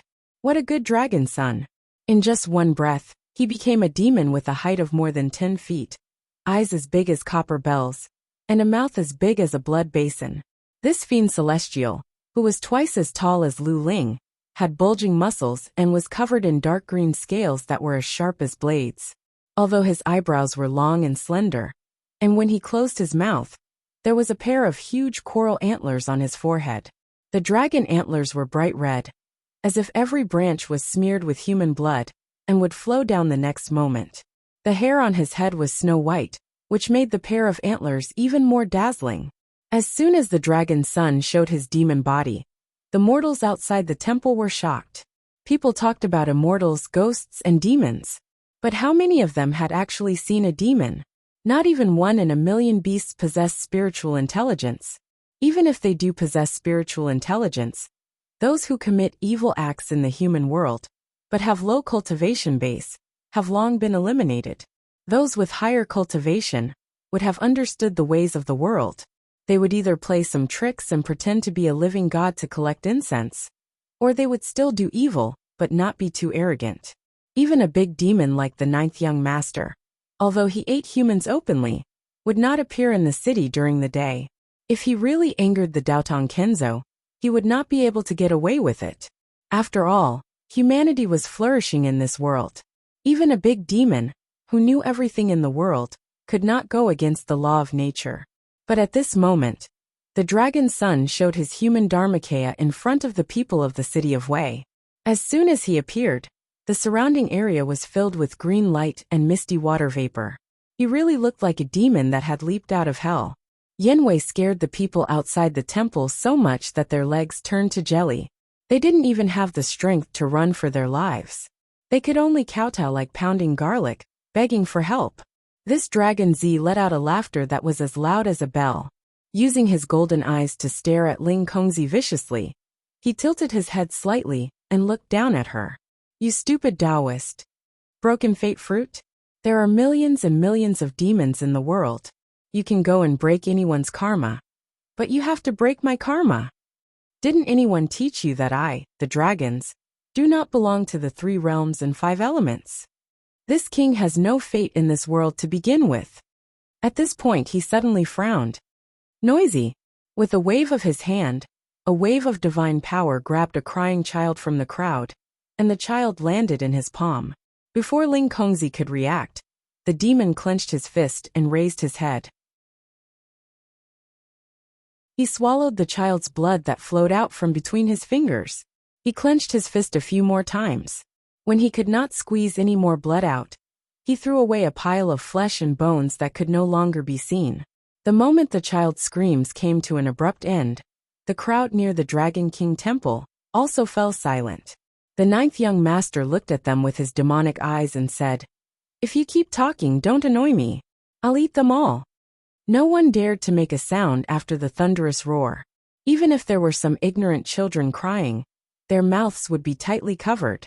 Some of them recovered from the fright and found a gap in the crowd to sneak out. On the other hand, even more commoners that didn't have much knowledge and were cowardly were like lambs that were terrified to the point of being slaughtered. And they lay on the ground while shivering while using their gazes to look at the peerlessly gorgeous Ling Kongzi. The ninth young master looked at Ling Kongzi and smiled cruelly. You stupid Taoist. You can't even protect yourself. And you want to stand up for them? However, Ling Kongzi had already calmed down with the bronze mirror in her hand.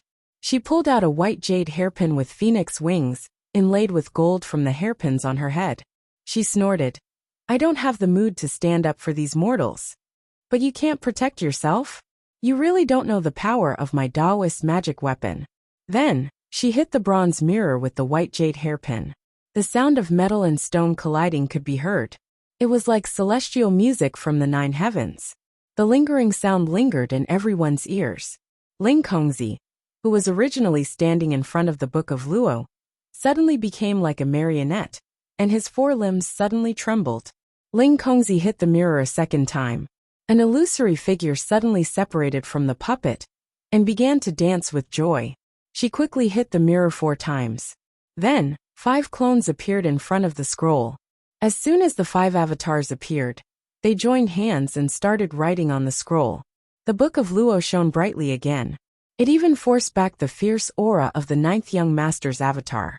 Ling Kongzi's footsteps moved once more, and he wrote 6 talisman markings in the sky. Suddenly, the front of the Book of Luo shone brightly again. She seemed to have set up several strong restrictions to prevent Long Sun from rushing to the front of the scroll. But in the next moment, Long Sun rushed to the front of the Book of Luo. His huge, towering body moved, stirring up a whirlwind on the ground. The golden restrictions that Ling Kongzi had just set up shattered into pieces like paper, and they only left behind numerous glowing halos in the sky.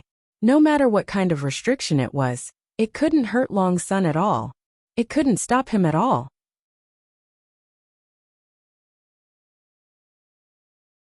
He strode over to arrive before the treasure scroll with 3 steps before grabbing out with his hand, and he grabbed the treasure scroll along with Ling Kongzi's feather-clothed clone in his palm. He used some kind of magical power. When he opened it again, it was gone. The dragon's son laughed out loud, causing the gravel on the ground to tremble slightly. Stupid Taoist! You know that I like shiny treasures, so you came to give me a treasure. If you were hiding in the city, you might be able to harm me with your Taoist techniques. But now, you've sent yourself to me. I don't have any fate. Why would I be afraid of your techniques? Stupid Taoist, how do you think I'm able to dominate the world? The 9th young master leaned forward and stared at Lu Ling. He raised his voice. You deserve to die. As soon as he finished speaking, the fiend god had already moved forward ferociously, and his fist smashed towards Ling Kongzi. Like a mountain crashing down, this punch tore through the air, stirring up ripples that swept away a large area of water on the ground in an instant.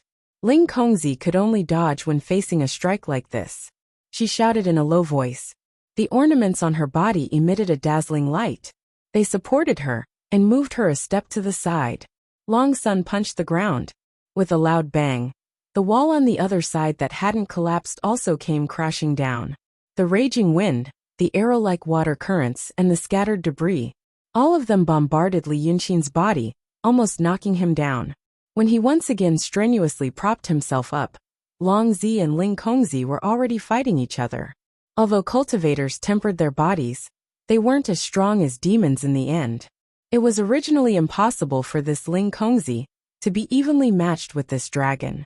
But she had a lot of magic treasures on her.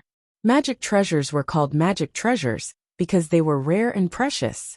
But Li Yunqin realized that Ling Kongzi seemed to be. Every piece of clothing and ornament was a magic treasure.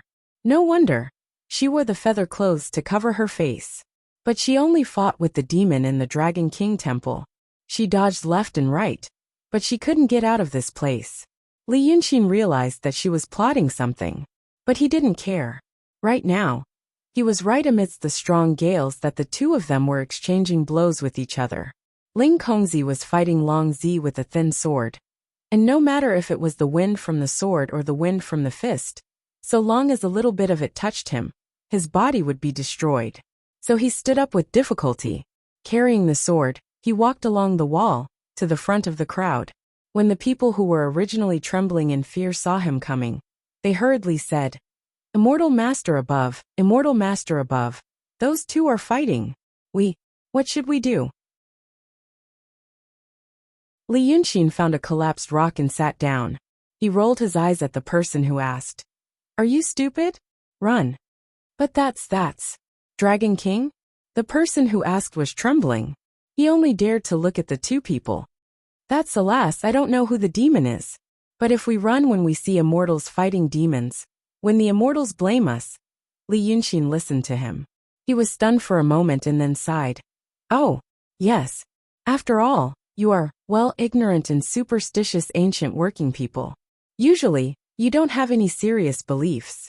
But when you see the immortals, you are more afraid of karma than anyone else." He waved his hand weakly. "I'll forgive you. Run for your lives. But the few of you go to that house. There's a Lao Dao inside. Carry him out and take him with you." As soon as he said this, the people outside turned and ran as if they had been granted amnesty. The people who were pointed at by him looked hesitant. They looked into the house and knelt down, saying, "Immortal, please don't make things difficult for us. They are fighting fiercely there. If we go into the house, it might collapse." Li Yunxin was already irritated by the pain. Hearing this, he glared and raised his eyebrows. He lifted his leg and kicked the person in front. "I'm talking to you nicely. Why the F***ck do you want to take advantage of me?" Then, he waved his sword and cut the big green rock beside him into two, as if he was cutting tofu. "Do I look like a F***king good person to you? Go right now. If anything happens to that Lao Dao inside, I'll kill your whole family." As soon as he shouted, the people immediately got up from the ground. They covered their heads and ran toward the house with trembling legs. Not long after, Lu Lao Dao was carried out from the house. He looked at Li Yunxin from afar and didn't dare to come closer. Long Sun and Ling Kongzi were fighting on the other side of the courtyard. One was fierce and domineering while the other was light and agile. The thin sword stabbed on Long Sun's scales, creating sparks and clanking sounds. But this thin sword was unable to break through the layer of Ling Kongzi's armor. Instead, it caused this great demon who had failed to hit Ling Kongzi time and time again to roar in anger. A few people carried old Taoist Lu, who was trembling like a spring that had been bounced a few times in the strong wind. Li Yunxin sighed and waved his hand at them. Thus, these people carried old Taoist Lu and ran away like a wisp of smoke. Then he sat down again and stared at the fairy and Long Sun. Ling Kongzi had just set up a tactical array in this courtyard, so he didn't go out and just waited for the right time. As for the ninth young master, Li Yunxin felt that he didn't have long to live. If he was really going to win, according to his character, he wouldn't be so angry and impatient. He made himself more comfortable, averted his eyes, and looked into the distance. The city of Wei was lit up. The news had spread. Almost no one could sleep peacefully tonight. The people would be as lively as during the day. So far, although there were some twists and turns, everything was going according to plan. Li Yunxin thought for a while, then picked up the sword and raised his left hand. With a little force, he cut off his ring finger. Then he gritted his teeth and took a deep breath. He stared at the broken finger and the bright red blood on the ground, but his face showed a twisted smile. "I'm really a F***king genius." The battle didn't last long as Li Yunxin had expected. If the Dharmakaya of the ninth young master could change at will, why did he have to look like a young master in white? When the ninth young master made his move, it was on a completely different level from the ninth young master's move. After a quarter of an hour, the earth-shattering roar gradually weakened. The two fought for a few rounds. The backyard of the Dragon King Temple had been razed to the ground. Even the front yard had collapsed into a pile of rubble. When the smoke slowly dispersed, the things that Ling Kongzi had set up in the Dragon King Temple could finally be seen. Li Yunxin thought that the small courtyard of the Dragon King Temple was the square inch of heaven and earth. Now he really saw it. 12 slender golden rays, with the small courtyard of the Dragon King Temple as the base, outlined a cube in the air. Just now Ling Kongzi dodged left and right. He only used the thin sword in his hand to block Dragon Sun's attack. He never jumped out of the cube. At this moment, that Long Zi actually seemed to be faintly exhausted. He still looked majestic, but he was half kneeling on the ground. His chest was heaving up and down like a bellow. He propped himself up with 2 arms and stared at the female Taoist with a pair of golden eyes. The thin sword in Ling Kongzi's hand was broken. She stood high on the only thin bamboo that had not been broken by the strong wind. She looked at the broken sword and threw it at Dragon Sun. Dragon Sun did not dodge. He let the short sword spin and slash his face. 3 thin scales were struck off. Ah! Li Yunxin said softly. It turned out that his Dharmakaya was not innately strong and could break all prohibitions. Without magic power, it would still be weak. He noted this point down as well. This treasure is called core. Ling Kongzi spoke in a calm and composed manner, and he combed the hair on his temples. The night wind blew her hair to the side of her mouth, making her look beautiful. If you use a little bit of strength in the square inch, it will drain you twice as much strength. If an ordinary person entered this place, he would probably collapse after a few steps. If a perfected master entered this place and attacked with all his strength, he could only last for a quarter of an hour. You actually managed to hold on for so long. You are a natural demon after all. Now that your Dharmakaya is broken, hand over the Book of Luo, the feather robe, and the bright jade room, and I will. She paused for a moment. It seemed that she had used up too much energy, and her brain was not as agile. She wanted to kill him, so what else could she do? Ling Kongzi's face darkened. After a moment of silence she said, Fine. You're a demon. You won't change. I'll get rid of you first, then I'll look for more. After saying this, she turned her head slightly to look at Li Yunxin. The 9th young master also turned his head and stared at him. Since the first time they met, this demon had never been so embarrassed. He stared at Li Yunxin with a pair of golden eyes, gritted his teeth, and breathed out white mist from his nostrils. He just stared at him. Li Yunxin could only sigh when he was stared at by 2 people at the same time. He spread his hands and tilted his head. What do you think? The pupils of the white-haired ferocious beast became even thinner in the night. He suddenly turned his head to look at Ling Kongzi, then at Li Yunxin. Finally, he exerted strength in his arms and stood up shakily. You lied to me. Li Yunxin shrugged. Yes. Long Zi's eyes suddenly widened, and he took a step forward, as if he was about to collapse. He had to stop. More steam came out of his nostrils and mouth. Why? Li Yunxin was silent for a while and slightly frowned. Why? It's very embarrassing. Friend, why do you ask? You always hit me. You hit me twice. And you always want to eat me. You make me feel uncomfortable. You also took the translucent jade scroll. You know I really like that thing. And you also ate In Shuero. If you did one less thing, I would think about whether I should really kill you or not. Li Yunxin looked straight into Long Sun's eyes. I hate people who kill girls the most. Girls are such adorable creatures. The 9th young master glared at Li Yunxin with a pair of glistening yellow eyes. His body was covered with dark green scales. He stared at Li Yunxin for a while before he suddenly shouted furiously, What translucent jade slip? Are you talking about that little thing? I only wanted to take something from you, so I gave you an armor. That armor is this young master's. Rebel. My scale. My reverse scale. That woman. If you say so, I won't eat her. I also didn't eat that Lao Dao. After saying all this, the dragon stared at Li Yunxin for a long time, and then roared again. Aren't we friends? You said so. Li Yunxin just sat on the rock and didn't say anything, but his eyes slowly looked down. He heard the sound of the night wind passing through the only thin bamboo in the courtyard. Long Sun's breathing became heavier, but the mist coming out of his mouth and nose became less and less. The scales on his body became sparse, and his body became smaller. The 2 horns on his head began to fade and shrink. He stared at Li Yunxin and finally turned into the handsome 9th young master. But at this moment, He was naked and his hair was messy. He was so weak that he looked like an ordinary human. Li Yunxin was silent for a while, and then smiled. I see. I'm sorry. I didn't live up to your kindness. But most of the time, you don't think the other party should accept what you've given. Maybe what you give isn't what the other party wants. When it comes to relationships, it has to be consensual. I'm sorry, ninth young master. Li Yunxin raised his eyes again and looked at him. If I mean hee, you're lucky enough to die and time travel again. Of course you don't know what time travel is, but it's not important. If you meet me again, then remember. Don't believe a single word I said. You can eat me that night. After saying that, Li Yunxin forced himself to stand up. His condition was actually not much better than this extremely weak dragon's son. But, in the end, he was still slightly better. He carried the sword, and walked slowly to stand in front of Dragon's son. He looked into his eyes and sighed.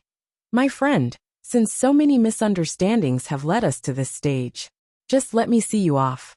I don't think you'll be happy to die in the hands of that woman. Dragon's son still didn't say anything. He just nodded slightly. So Li Yunxin raised the small sword with difficulty. With a light stab, the whole sword went into Dragon's son's chest.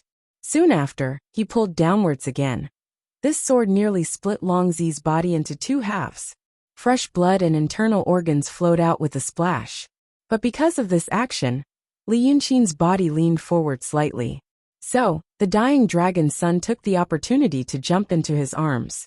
The nails on his right hand suddenly grew and pierced deep into his body. This dragon's son used the last of his strength to widen his eyes and roared in Li Yunxin's ear. I am Wei River Dragon King. These words took away the last of his life force. After that, his body suddenly became blurry. Gradually, it became transparent. Then this transparent body began to tremble. In the end, it turned into a flowing green light. Losing her support, Li Yunxin knelt on the ground with a thud. 5 terrible holes appeared on his back. It had pierced through his body. If it wasn't for the strong physique of a cultivator, he would have died. But blood kept flowing out. In just a short while his body was completely dyed red. The loss of blood brought about a strong dizziness and an irresistible sleepiness. In such tiredness, he leaned on the sword and stared at the place where the 9th young master's body disappeared. He was silent for a while. He doesn't seem to be as bad as you think. Ling Kongzi floated down from the bamboo and looked worriedly at the wound on Li Yunxin's back. But an animal is an animal. Even if I die, I want you to be buried with me. Li Yunxin coughed up a few mouthfuls of blood. He tried a few times before he could speak. Your words don't make sense. At least, when I saw him, I knew he was a dangerous guy. Some people look kind, but are actually very scary. Ling Kongzi took a step back and looked at Li Yunxin with a frown. What do you mean? Li Yunxin raised his head and smiled weakly. Are you afraid of me? The gorgeous priestess looked at him for a while and shook her head slightly. Logically, you shouldn't be alive. But you. She subconsciously looked at the place where the 9th young master's body disappeared. You are indeed scary. But his corpse, what was going on? Even his soul dissipated along with it? Li Yunxin raised his head and looked into the distance. He quickly looked away and handed the thin sword in his hand to Ling Kongzi. If you are afraid of me, then kill me.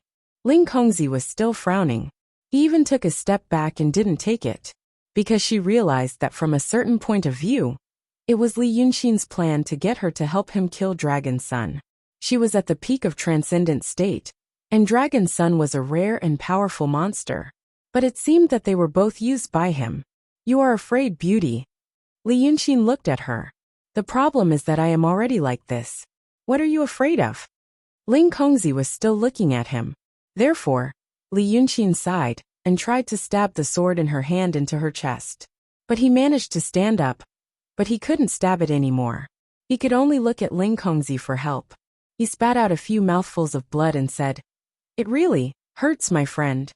After watching for a while, when he finally couldn't stand it anymore and was about to close his eyes, Ling Kongzi sighed heavily. He stepped forward and pressed his palm on the hilt of the sword. The snow-white sword pierced into Li Yunxin's chest without any resistance. He breathed out his last breath and closed his eyes as if he was relieved. Ling Kongzi brushed his left hand over his eyes, and he saw a soul standing up from his corpse in a daze. Without any hesitation, he used the small mirror in his sleeve to strike the soul. There was a deep sigh that sounded like a gentle breeze. Li Yunxin's soul disappeared without a trace. Ling Kongzi held the small sword and stood there for a while. Then he said in a low voice, "That's it?" But then he heard the sound of a copper bell.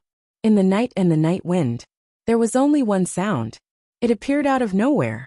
She held the sword warily and turned to look at the street outside the courtyard. A young girl with her hair tied loosely behind her head was riding a black donkey. She was staring at the sword in her hand. And Li Yunxin's body.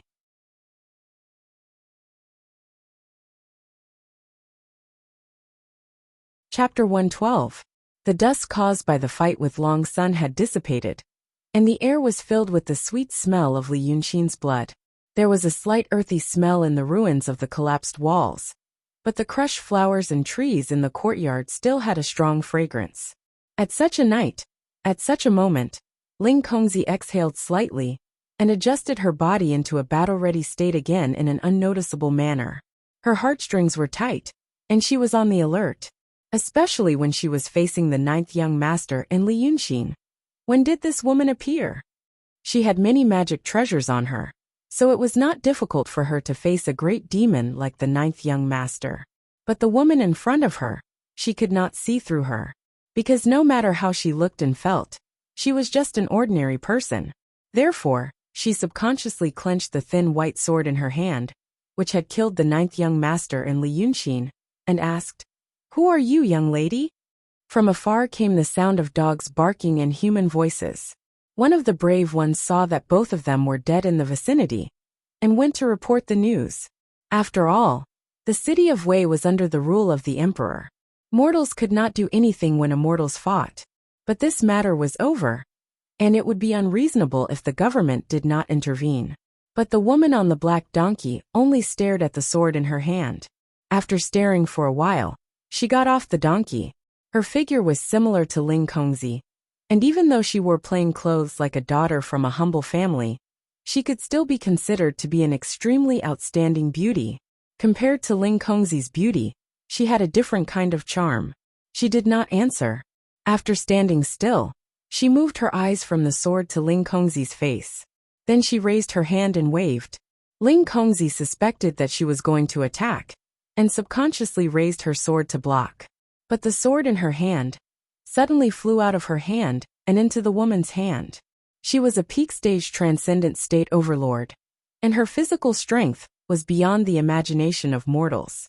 Although the hands holding the sword looked slender and tender, these fingers were filled with spiritual power. 2 of them could easily crush the bones of a strong man's arm. But now, the sword had easily escaped from her hand because the sword turned into a feather. When it landed in the woman's hand, it had already turned into a long, pure white feather. At this time, Ling Kongzi realized that the shape of the rapier really did look like a slender feather. She gently stroked the feather and put it into her sleeve. Then he suddenly smiled and said, My name is Bai Yunxin. I'm Li Yunxin's good friend. He's mine. Did you also use this feather to kill Dragon Little 9? He's mine too." Bai Yunxin raised her head slightly as she stared at Ling Kongzi with her big and round eyes, and she asked her like a real little girl who was 17 or 18 years old, "Tell me, why did you kill them?" At this moment, Ling Kongzi was convinced that this was a monster. A big monster. A monster that was far more powerful than the 9th dragon son. This kind of strange evil aura was faintly revealed from her hair, clothes, and every word she said. Humans did not have such an aura. She quickly weighed the pros and cons of running away and said slowly, "The 9th dragon's son robbed Daodong's Dharma treasures and refused to return them. Li Yunxin killed himself. Daotong, the treasures of the Langya Grotto heaven, the ancient book and the feather robe, and the treasures of the 2 saints, the jade scroll of enlightenment." When she said this, she was interrupted by Bai Yunxin's laughter. She seemed to have heard something very interesting. She covered her mouth and chuckled. Although her voice was soft, it was strangely clear, as if it could reach the 9th heaven through the ruins of the Dragon King's temple. At this time, the bailiffs of the government finally rushed over, only to see two beautiful women talking. The official leading the team watched carefully for a while, and realized that things did not seem to end as they thought. Because the girl who was laughing with her hands covering her mouth, although she was laughing and making a sound, her eyes were still wide open. They didn't bend or narrow like ordinary people. It was as if her eyes couldn't bend. It looked very strange. She stared for a while, then put down her hand, and her expression suddenly became cold. The feather robe? Her tone was cold, as if she was full of anger. Daodong's Dharma treasure? Bulsh *T. But after saying this, she quickly covered her mouth again. Ha! You can't talk like this. You all heard it, right? This sentence was directed at the officials. She twisted the corner of her clothes with her other hand, like a girl who had done something wrong, and was afraid of being found out. Even the slowest person could realize that the situation was unusual. The official leading the team subconsciously pressed the short knife at his waist, and took a step back. You must have heard it. Bai Yunqin frowned. Trouble. As soon as she finished speaking, she casually swung her arm. A large feather-like shadow appeared along with her arm, and quickly expanded. Before the official could finish his words, he stopped talking. After a breath, the upper bodies of him, and the 20 or 30 people behind him all slid down, revealing a very smooth and clean cut. Before the broken bodies fell to the ground, the row of houses behind them began to collapse with a rumble, and a large amount of smoke rose. The rumbling sound of the house collapsing could be heard for a few miles. When the smoke finally dispersed, Ling Kongzi realized, Bai Yunqin's casual attack just now destroyed half of the Taoshi Road. This was definitely not a top predator among the demons that she, who was at the peak of the transcendent state, could deal with. Even if she gave up all her magic weapons, she might not be able to escape unscathed. Bai Yunqin stared at Ling Kongzi again, and showed her small white teeth. Give me the feather clothes. Give me the ninth one. Give me the soul food. As soon as the high-pitched voice came out, Lu Ling did not hesitate at all. She rushed to the sky and flew straight to the north. The magic weapons on her all shone, and like a colorful shooting star, she flew hundreds of meters away in the blink of an eye. But the next moment, everyone in the city of Wei heard a series of loud rumbling sounds, which made the doors and windows of the city tremble. A conical cloud of white mist suddenly erupted in the night sky, followed by a second cloud, a third cloud, and a fourth cloud. A series of sonic booms formed from surpassing the speed of sound appeared in the sky above the city of Wei almost at the same instant, chasing after Ling Kongzi's figure.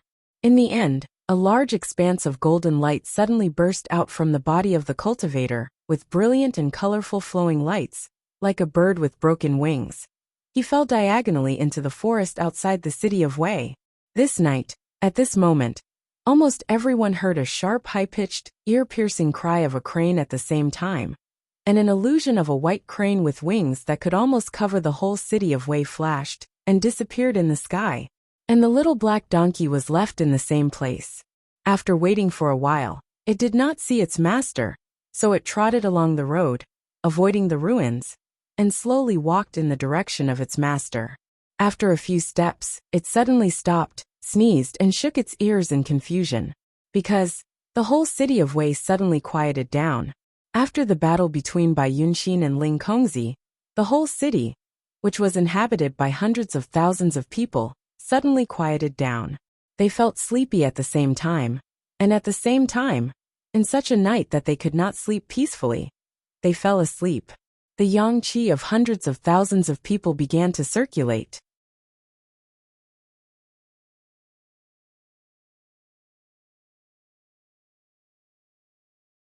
Chapter 113. In such silence, a faint light appeared in a family's house in the West River prefecture of the city of Wei. This was a rich family.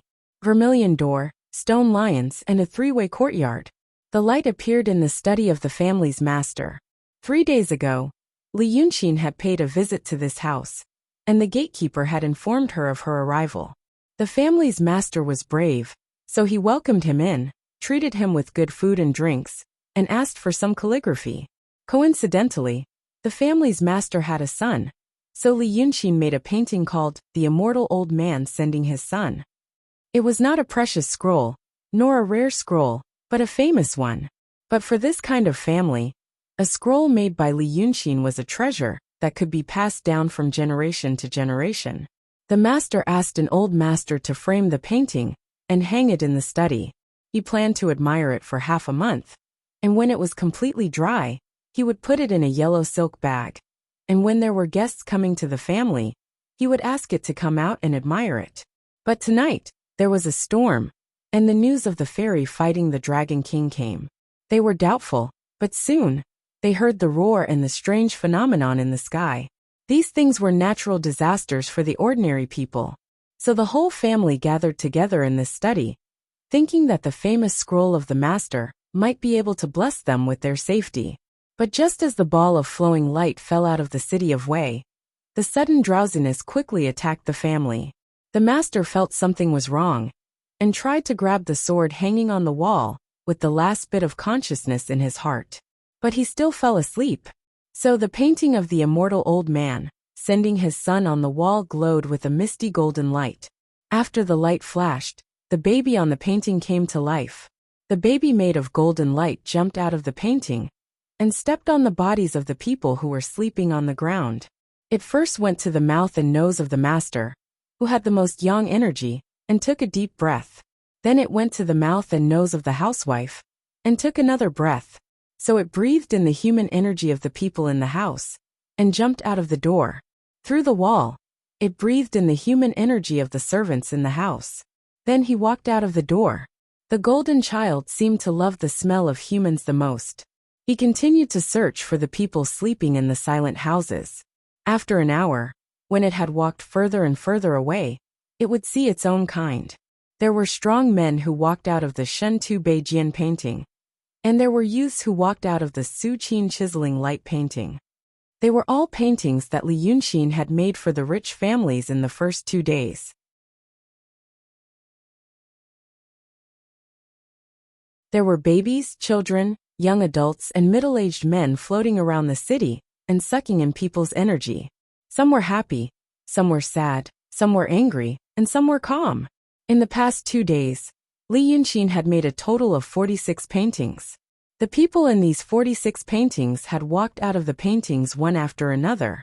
They were all doing one thing, absorbing yang energy. Those who had been sucked out would probably not feel anything when they woke up. At most, some of the weaker ones would feel a little tired. However, as these golden men sucked in more people, their bodies would slowly swell up. Some different colors were tumbling and entangling in their bodies, just like the emotions in the dreams of those who had been sucked out. After 4 to 6 hours, no matter what they looked like, their bellies were round and their facial features were squeezed into a ball. It was unspeakably funny and weird. Then they burst open. At this time, the roar in the northeast of the city of Wei had not stopped. It seemed that morning had arrived in advance on that side of the sky. Behind the mountains, there was a faint red light, like the morning glow. But in fact it was the mountain fire, the rolling mountain fire like a giant dragon, and the continuous roar. In such a roar, these golden men burst open.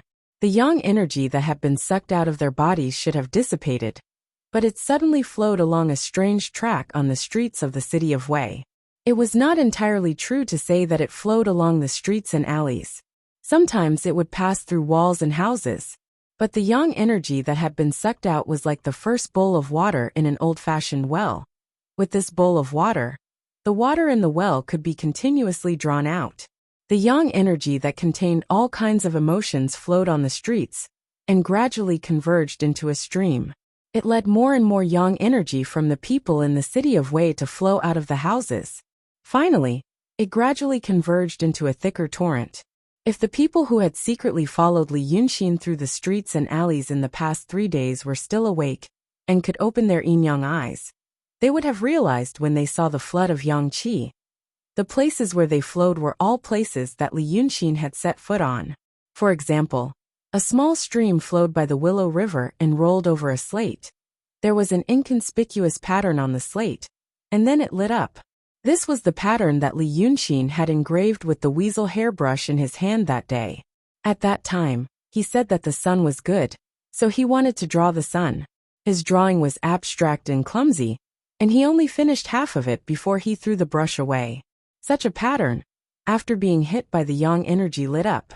Because of the light and guidance, the torrent of yang energy branched out and constructed a mysterious but orderly circuit.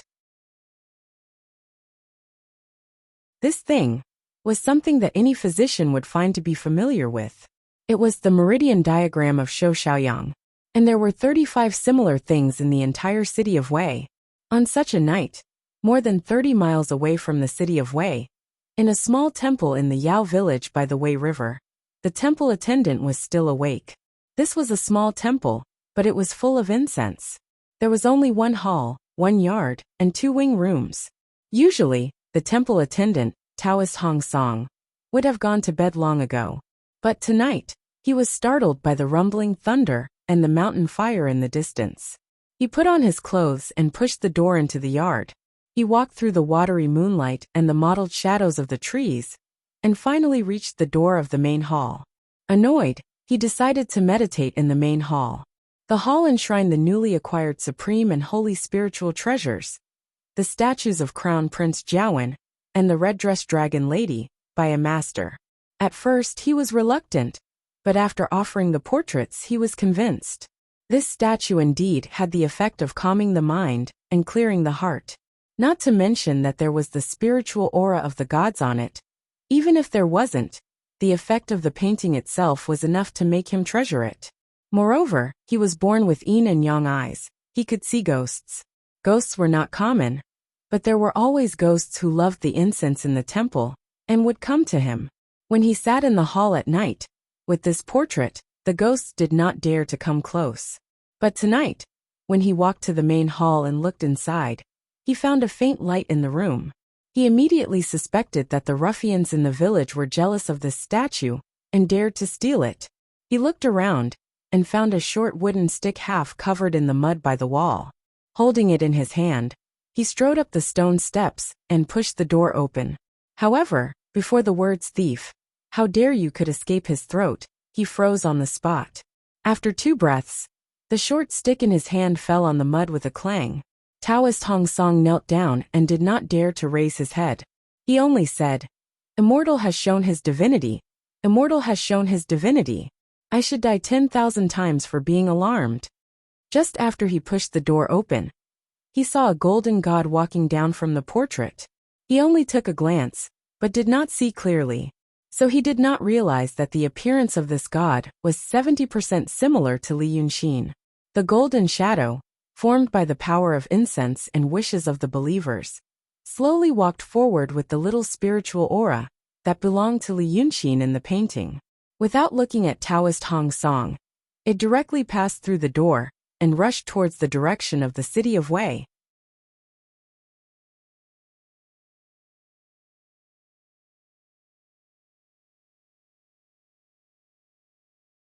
Chapter 114. The office of the magistrate of the city of Wei had a history of 443 years. It used to be the Jiangyi prefecture of the previous dynasty, which was in charge of the crimes and robberies in the capital. After the current dynasty conquered the city of Wei and established the government office, the administrative center of the city was still here. This government office had ruled the city of Wei for more than 300 years, and had long become the most important part of the city's feng shui. Without this government office, the yang qi and human flow of the entire city of Wei would not be smooth. Thieves and robbers would be everywhere, lawsuits would not be filed, and the people would not be able to live. Therefore, in the feng shui of the city of Wei, besides the power of suppression, there was also the power of vitality. The yang qi that formed the exquisite circulation of meridians rolled over, and 36 of the 37 golden immortals had already thrown themselves into the 36 major acupoints, becoming the acupoint guards. Only one immortal stood on the waves of the torrent, and was surrounded all the way to the front of the government office. What a good immortal! He looked 70% like Li Yunxin, and his face was as calm as water.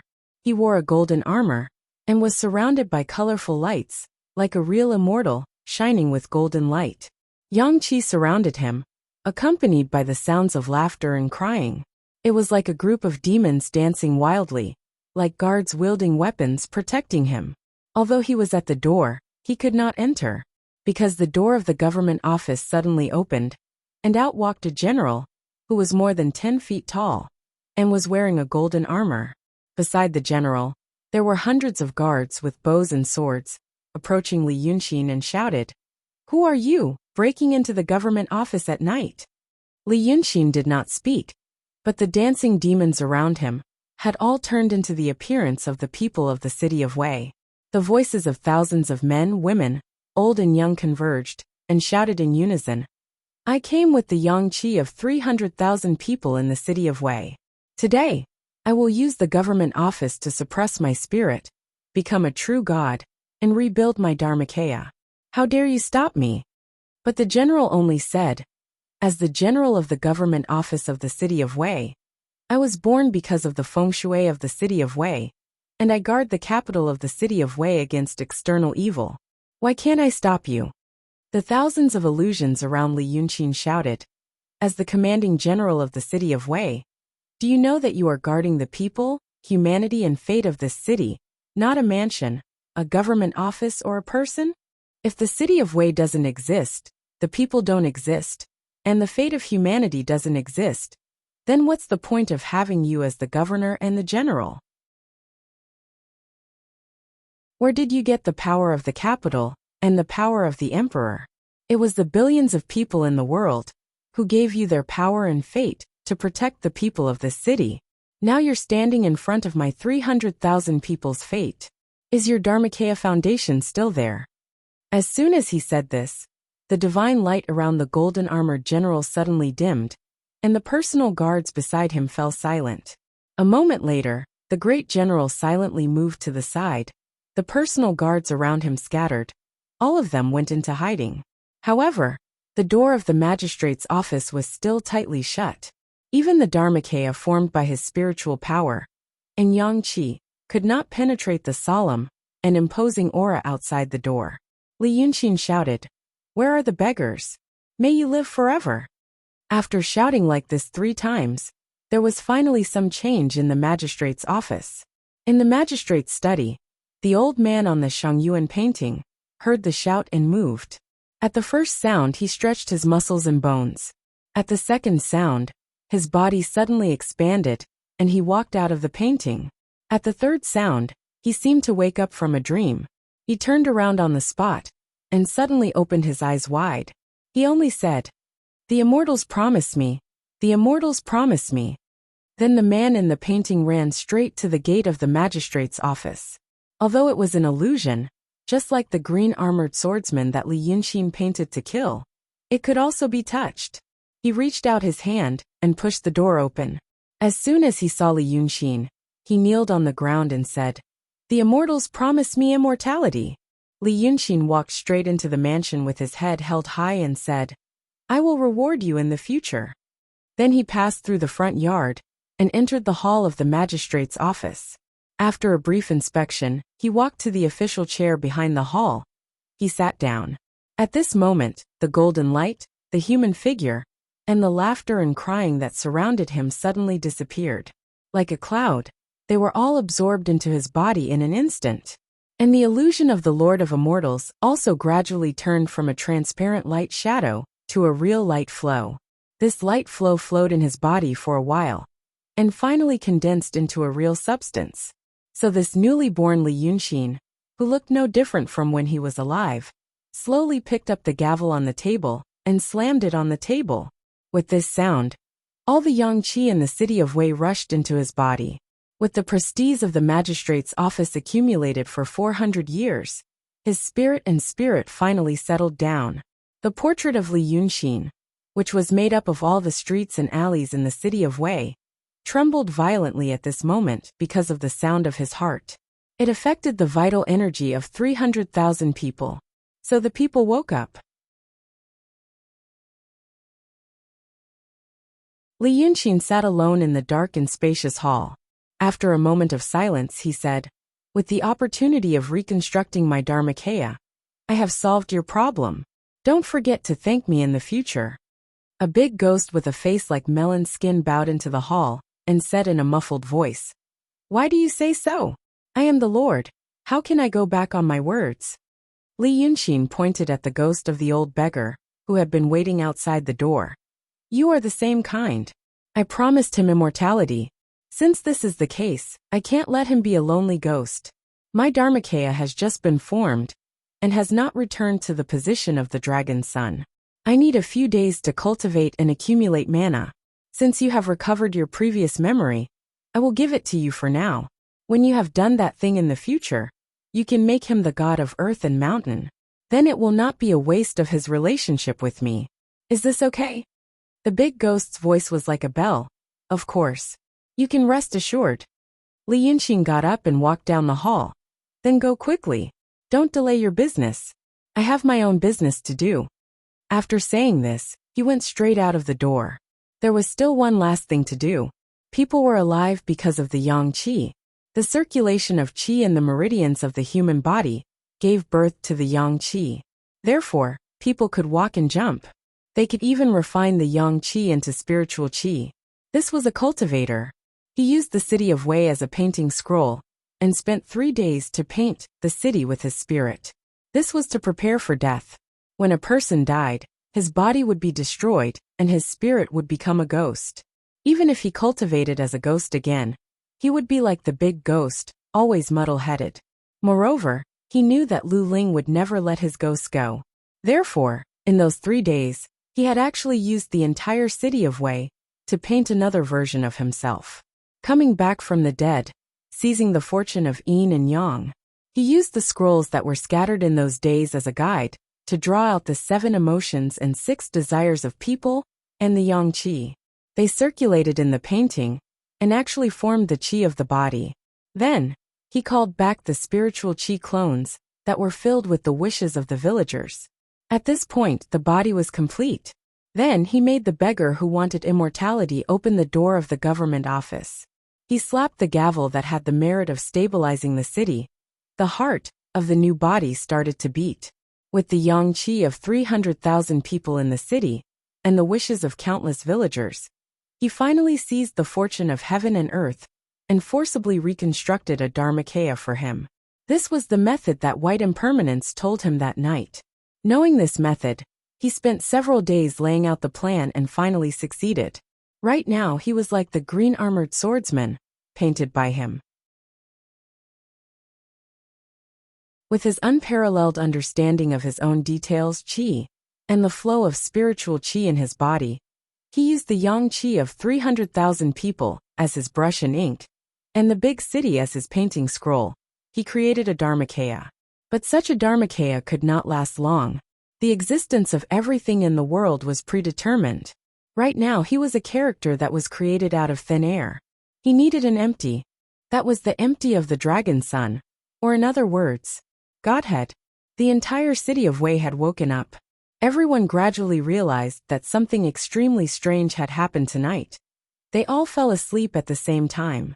But in the future, people would blame this matter on the gods and demons, or the Dragon King. Even after a long time, when the fear had disappeared, they would brag about this matter to outsiders. But tonight was still a little chaotic. They first woke up at home to see if their families were okay. Then, they dared to slowly walk out of the street, because in the northeast of the city of Wei, the rumbling and fire had not stopped. They didn't know that it was a cultivator at the peak of the transcendent state, who had many magic treasures, fighting against a powerful demon. But gradually, they realized that the place where the fire was located was actually very far away from the city of Wei. So of course they wanted to watch the show. That night, the streets were filled with a strange atmosphere. And in this lively atmosphere, a handsome man in white walked through the streets and alleys. Soon he arrived at the Taoshi Road, which had collapsed halfway. Many people died here, not counting the officials who had been killed by Yunshin. There were many people buried in the collapsed houses. But such a scene was not deserted at all, and there were more people than other places. Some were here to watch the show, some were here to help their families, some wanted to save people, and some wanted to take advantage of the chaos to find some belongings of the dead. When Li Yunxin walked through the crowd toward the ruins of the Dragon King Temple, he saw a ground full of dead souls. The way they died was too horrible to look at, almost turned into minced meat. Standing on the ruins, they wandered back and forth. Occasionally, they would pounce on people, but they couldn't touch them. He ignored them, walked a few more steps, and saw the ruins of the Dragon King Temple. The small pond was filled with gravel, and a corpse was lying on the ground. A few idlers were rummaging through the ruins of the main building of the Dragon King Temple, but they didn't find anything. Li Yunxin walked to the corpse and carefully looked at it with the help of the moonlight and the light of the torches in the idlers' hands. After staring at it for a while, 2 idlers noticed him and came over saying, "We haven't touched this corpse yet. It's not yours. Be sensible and leave." However, Li Yunxin ignored him and continued to stare at the corpse. After looking for a while, he sighed sincerely in a low voice. The 2 idlers exchanged glances and were about to beat him away, but hearing his words they couldn't help but frown. "What did you say?" At this time Li Yunxin, who had been looking down at the face of the corpse, turned his neck 180 degrees, showing his snow-white teeth to the 2 idlers and said softly, "I mean really handsome." The 2 were stunned at first, because this face was exactly the same as the face of the corpse on the ground. Then they noticed the fact that this person originally had his back to them. But at this time his body didn't move, but his face was facing them. A burst of numbness from their tailbone all the way to the top of their heads. The 2 were so scared that they didn't even make a sound, and turned around to run. But Li Yunxin reached out and grabbed one of them, knocking him unconscious on the ground. The idlers didn't know why the person suddenly ran away in the ruins with his hands and feet. But they only saw Li Yunxin knocking the other one unconscious. For a moment, they only knew that something had happened, but they couldn't decide whether to leave or not. After all, they didn't fight with the person who hit them. So they just stood and watched from a distance, and then made a decision. They saw the young man in white squatting down, groping the corpse on the ground for a while. Then, he exerted his strength and pulled out a black soft armor from under the corpse's blood-stained clothes. The corpse moved because of his rough movement, its head tilted to one side, and its eyes opened, staring at the people not far away. Seeing them made his scalp tingle. He felt that the person who searched the corpse was a bit evil, and was about to leave. But he suddenly saw the person shake the software in his hand. It didn't change. The person thought for a while, and shook it a few more times. Finally, with a flash of green light, the soft armor disappeared. Seeing this scene, the people were shocked. They wanted very much to see how he had managed to get away with such a large object. Perhaps they were dazzled by the darkness of the night. They saw the person in white spread out his hand, and a dark, scale-like thing appeared in his hand. He breathed a sigh of relief, put the thing in his hand into his bosom, pressed it hard, and put it somewhere. Then he squatted down. The torch in the hand of the person who was knocked unconscious fell to the ground, and fell on a cluster of thin bamboos. Although it was the end of spring, the green bamboos, and the ground was muddy, but the torch was made of tung oil. In such a short time, the torch had ignited the thin bamboos. It was like a bonfire. They saw that the expression of the person in white was a little strange. It seemed that inside his body, under his skin, something was about to grow and break out, and he was trying hard to suppress it.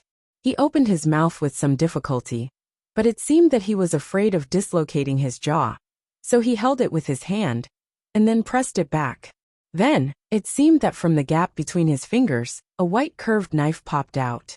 But the bonfire was getting stronger, and there was some smoke, so it couldn't be seen clearly. He held the knife, and with the other hand, he grabbed the arm of the unconscious man, and made a cut. He cut off a piece of bloody flesh. This time, the people saw it clearly. 2 of the more courageous ones immediately stepped forward with torches in their hands and shouted, "We're all here to make money from the dead. Why do we have to kill people?" But the person ignored them. He used the curved knife in his hand to skewer the flesh, and put it on the fire to roast. The 2 people were dumbfounded, and after a while they stepped forward again, and wanted to kick the person away to save the man, saying, "You are crazy." But after 2 steps, they didn't dare to move forward anymore, because they finally saw clearly that the curved knife in the person's hand was actually a sharp and ferocious fingernail protruding from his finger. At this moment he brought the piece of flesh pierced by the fingernail to his mouth. With his white, slightly sharp teeth, he bit it. The 2 people were scared out of their wits. They wanted to turn around and run, but their legs didn't listen to them at all. They felt their lower abdomen contracting and swelling, and they were so scared that they were about to lose control of themselves, because they saw that the person's eyes had turned golden, and there was only a thin black line in his eyes. It was a monster. But the next moment, in the ruins of the temple, next to the bonfire, the person threw away the piece of flesh. The ferocious fingernail retracted, the sharp teeth in his mouth became flat, and his eyes turned black again. He sighed, "Fortunately, I don't want to eat people." Then, he stood up and waved his hand, and the corpse that belonged to him on the ground was smashed into a bloody paste. Seeing this scene, the 2 shivering people with teeth chattering finally felt warmth in their crotches, and knelt on the ground with a thud. As for those further away, they hated their parents for not giving them 2 more legs. Ignoring the bruises on their faces in the ruins, they screamed in horror and ran far away. The 2 knelt on the ground and kept kowtowing, saying, "Great Immortal, please spare us, please spare us. We have old people and young people in our family. But after kowtowing for a long time, there was no response. When they gathered their courage to look again, there was no one in front of them. That person, he had already left the city and stood beside the surging Wei River. The Wei River looked even more majestic in the night. The flames in the northeast illuminated the river slightly. The surging and roaring water stirred up a thick fog, shrouding the boundless river like an illusion. Water vapor evaporated the lush and verdant reeds, calamus, and water masses with fine leaves on both sides of the river, emitting a rich fragrance in the night wind. The sound of flowing water filled the entire world, and even the rumbling sounds on the other side became weak and inaudible. The surging river, thousands of miles in an instant, nourished all things. Now it belonged to him. Li Yunxin stood on the gentle slope and let out a light breath in the night. "I am Wei River Dragon King."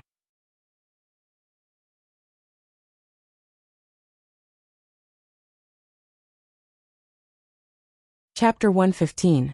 The west wind blows the old Dongting, and her hair turns white overnight. After getting drunk, she doesn't know the sky is in the water, and the boat is full of clear dreams. The embers have all been extinguished. This was originally a grassy slope, a gentle slope in the vast wilderness mountain range, located 40 miles away from the city of Wei.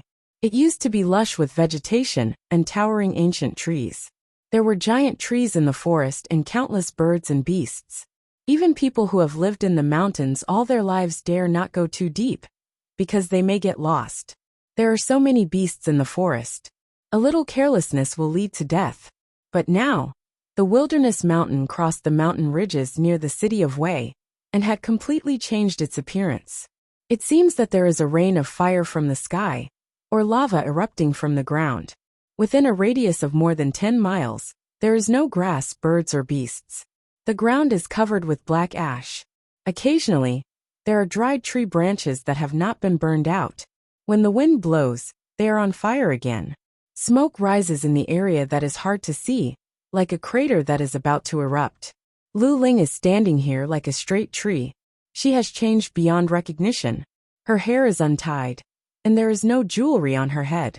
Her long black hair falls down and reaches her waist.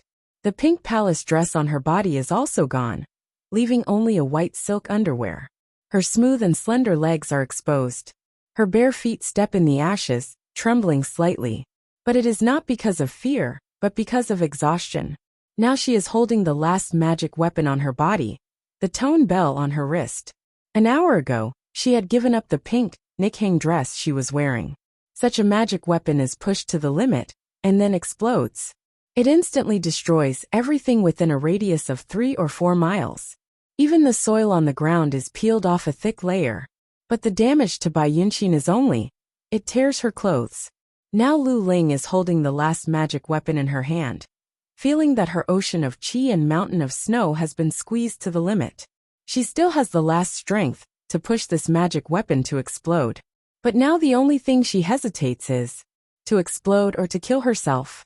She has heard a lot about demons, and she knows that it will not end well if she falls into the hands of demons.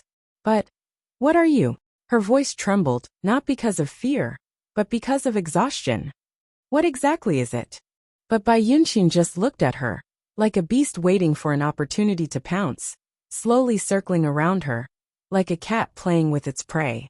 The expression on her face was calm and steady, as if she was just playing. Dragon Little 9, did you know? She said softly. There's nothing fun here. Dragon Little 9 is the most fun. It's thin and long. It's very tough on the inside and brittle on the outside. As she spoke, she stopped in front of Lu Ling, only one step away from her. Her eyes seemed to have turned dark due to excitement. There was only black, no scara. And stupid, not like his brothers and sisters. She licked her lips with her slender pink tongue. However, he quickly realized that it was inappropriate, and quickly retracted his hand.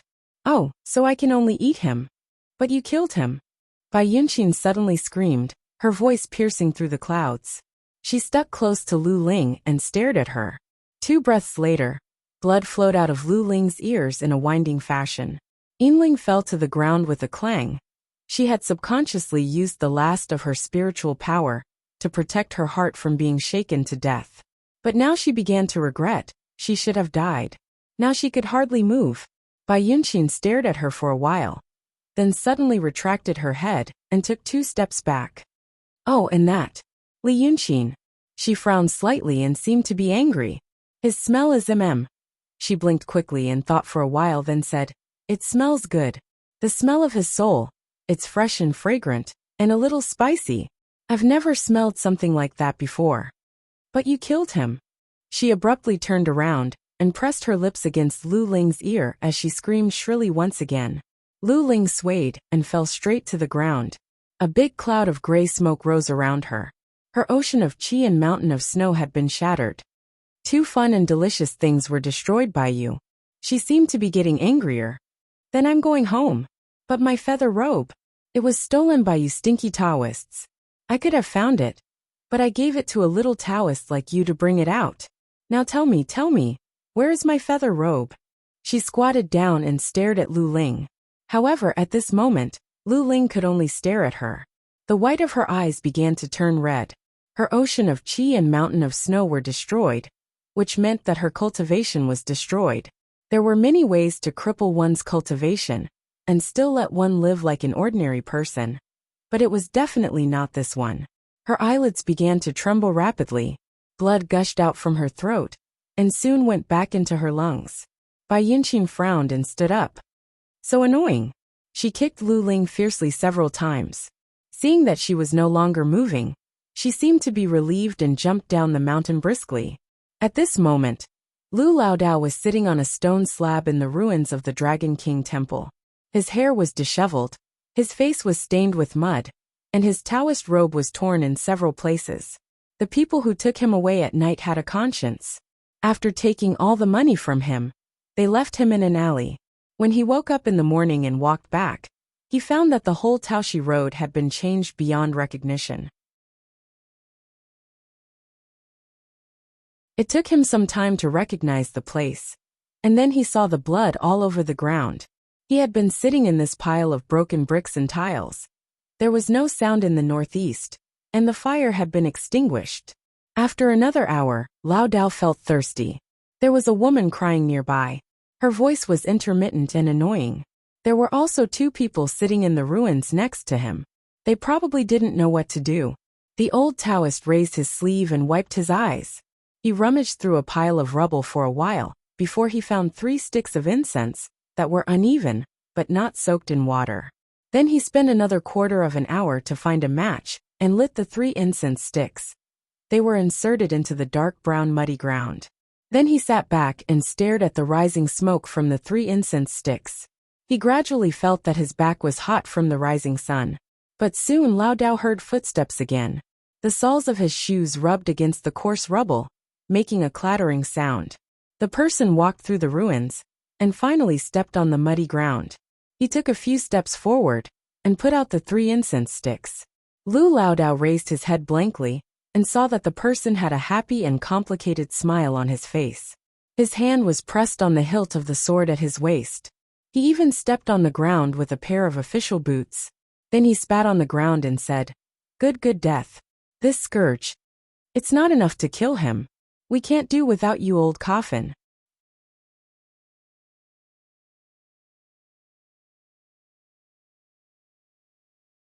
Chapter 116. Lao Dao was stunned for a moment before he said, Ah, Inspector Yin. Brother Exine, he's dead. Yin Pingji rubbed the ground with his feet and looked around. Death is too easy for him. From what I see, He raised his left arm and drew a circle around him. These families are ruined because of him. He's not a good person, a demon. Maybe he's a demon. Anyone who's involved with him won't be able to live a good life. You brought this evil Taoist into the city and killed so many people, including my niece. I'm going to kill you and rid this world of evil. As Yin Pingji said this, he exerted force on his wrist. He unsheathed his saber, revealing the bright edge of the blade that reflected the sunlight. Lao Dao narrowed his eyes. Lao Dao raised his hand to block, saying, If you want to kill me to vent your anger, just jump over and kill me. Why say this? Lao Dao, I think you're afraid. You're afraid that Brother Exine isn't dead yet. If you act rashly, you won't be able to turn the situation around, am I right? Yin Pingji frowned. He looked around and sneered. Not dead? Someone told me that a white-clothed demon smashed his corpse last night. Why isn't he dead? Lao Dao sighed. If that's the case, Inspector Yin, do it. Yin Pingji gritted his teeth, his cheeks tightened. He took 2 steps closer to Lao Dao and pulled out his saber. You think I don't dare to kill you?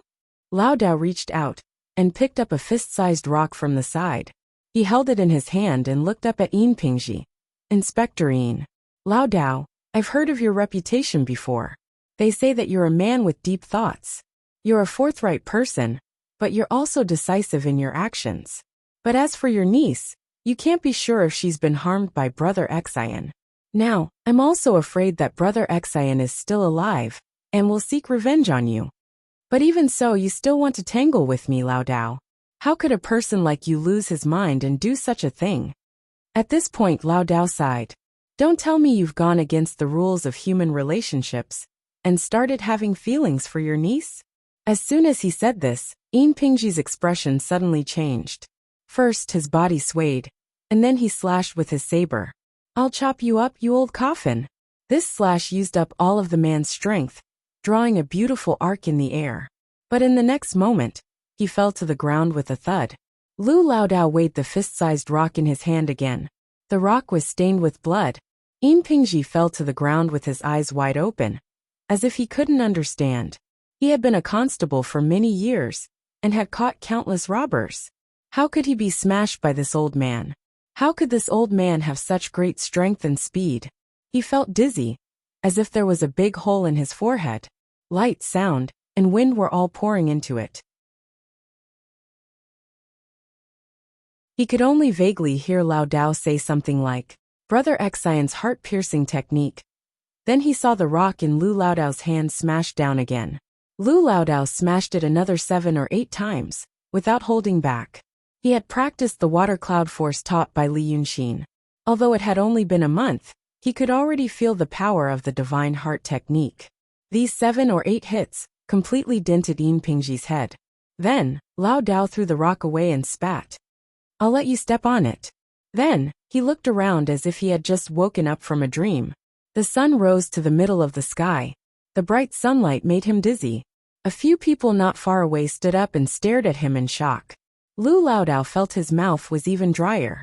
A wave of anxiety rose from the bottom of his heart and made his chest feel stuffy. He turned around twice and found a few people were also looking at him. But when they met his eyes, they looked away, as if they were afraid of him. He bent down and tore off a large piece of cloth from Yin Pingji's body to make a bag. Then he found a few things from the ruins and put them in the bag and tied it on his back. In fact, they were all inexplicable small things. For example, half a porcelain plate, a wine cup, and a corner of a straw mat on the Kong bed. He didn't know why he picked them up, but he felt more secure with them on his back. There was always something familiar with him. Then, Lu Laodao left the city of Wei where he had lived for decades.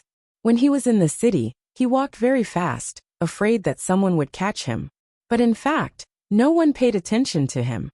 Even if someone reported him to the authorities, they didn't have the energy to deal with a single murder case. After all, there were too many things to deal with. So he smoothly left the city. Out of the city, he walked on the official road for an hour and turned into a small road. Li Yunxin had walked this road before. He walked along the road until he reached the pier by the Wei River. But halfway through, Lao Dao turned to another road in the east. This road was close to the Wei River and was full of water vapor. The trees on both sides were lush and green. The leaves of the forest covered the sky above the road, and only occasional specks of sunlight leaked through. He walked on the boulevard for a while. The heat from the long journey gradually disappeared, and he felt refreshed and comfortable. After walking for a while, he saw a jujube tree by the roadside. The flowers had withered, and only green dates the size of a thumb grew. He walked over and pulled down one branch, and slowly picked the jujubes on it to eat. He put the jujubes into his mouth one by one, and from time to time spit out the beard that he had eaten. The green juice was all over his mouth, and the unformed seeds in the jujubes were also eaten. He just stood there and ate in one breath, and the jujubes on the branch were all gone. He loosened his hand, and the branch bounced back. Lu Laodao continued on his way. He felt his mouth sour and saliva flowing, and he didn't seem as thirsty as before. His stomach was filled with something, and it wasn't very empty, but his heart still felt empty. It was as if he was floating in the air, lacking something to support him. He felt flustered, so he used his right hand to cover his chest and continued on his way. After walking for a while, the small road entered the wilderness. The trees gradually became lush, and there were more towering trees. The sunlight was blocked out, and the light became darker. Lao Dao suddenly stopped walking, and remembered that when he first met Li Yunxin, he was kidnapped into the forest. So he stared at the dense forest in the distance for a while. Then he raised his other hand and covered his face with his sleeve, and at last the 60-year-old man began to weep in the field. There was no one in the wilderness, and the old man kept crying. After crying for a quarter of an hour, he finally stopped crying, and wiped his face with his palm, then rubbed his face again and blew his nose. Then he pulled a handful of grass from the side of the road, wiped his hands, took a deep breath, and continued on his way. Lu Laodao walked like this for 6 hours without stopping, and finally reached the foot of a small mountain. Although it was a small mountain, it was still 300 to 400 meters high. The top of the mountain was also shrouded in a faint mist, and it had a very dusty feeling. A half-collapsed stone tablet was hidden in the weeds, and a small road climbed up to the waist of the mountain. Lu Laodao pushed the grass aside, and saw the words South Mountain carved on the tablet, and the gaps between the words were filled with mud. He turned around and walked up the mountain. After walking for another 2 hours, he finally reached a small temple halfway up the mountain.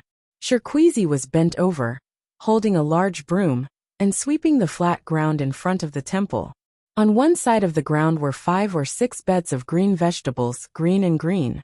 On the other side was a yellow pine tree, and one more step would lead to a cliff, shrouded in clouds and mist. Under the pine tree was a wooden table, 2 stools, and a wooden plate with half an uneaten sweet potato on it. Lao Dao stood there, looked at Shirkuizi for a while, and spoke in a hoarse voice. "My real name is Lu Gongzan, and I was a bandit in my early years, nicknamed Ghost Teller. I just killed a constable, and I have nowhere to go. Do you dare to let me go?" After saying this, he fainted under the surprised gaze of Shirkuizi, who had just turned around. Note: Shirkuizi, Xichonghua Building, Baohua Association. Lu Laodao's confidant.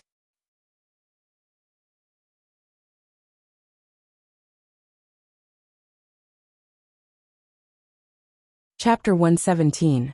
The surging Wei River flows down from the northwest of the city of Wei to the southeast.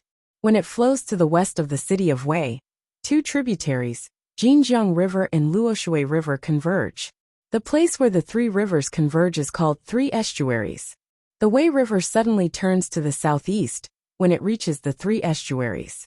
Because of this turn, a big lake is formed, which is called Dongting. Dongting Lake is said to be thousands of miles long, but it is actually so vast that it can almost be called a sea. There is a dense forest between Dongting and the city of Wei, called the Wilderness Forest. Although it is called a forest, it is actually very vast, with a radius of thousands of miles. There are also famous mountains in the forest, although not as tall and majestic as the mountains in the Wilderness Mountain Range in the east of the city of Wei. They are also unique. In addition to famous mountains such as Mount Jun, Mount B and Mount Weishan, there are also some unknown peaks such as Nanshan, Dongshan and Shaozhu Mountain. The three estuaries at the confluence of the three rivers protrude into the Dongting Lake like a sharp blade. Because of this, egrets live on the blade all year round, so it is called Egret Island. Although it is called island, it is actually a peninsula, on which there are villages and farmlands with hundreds of families living. Decades ago, someone said that the Egret Island is sharp, and it is like a knife inserted into the Wei River and Dongting, ruining the feng shui of the place.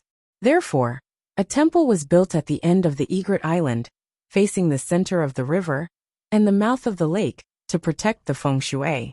This temple is the Sanhika Dragon King Temple. Li Yunxin is now standing outside the temple, and he is confused about one thing. The scenery outside the temple is excellent. The temple is facing the Dongting, which is thousands of miles long.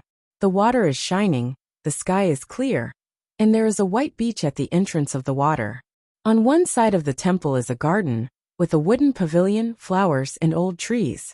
At this time, there are several scholars sitting in the wooden pavilion, drinking and laughing, and some tourists and pilgrims come to the temple to offer incense. Most of them are talking about what happened a few days ago. A Taoshi road in the city of Wei was almost destroyed. The Dragon King showed his divinity. Someone saw a monster in white eating human flesh, and Inspector Yin was killed. Li Yunxin knows what Lao Dao did, and he went to see him yesterday.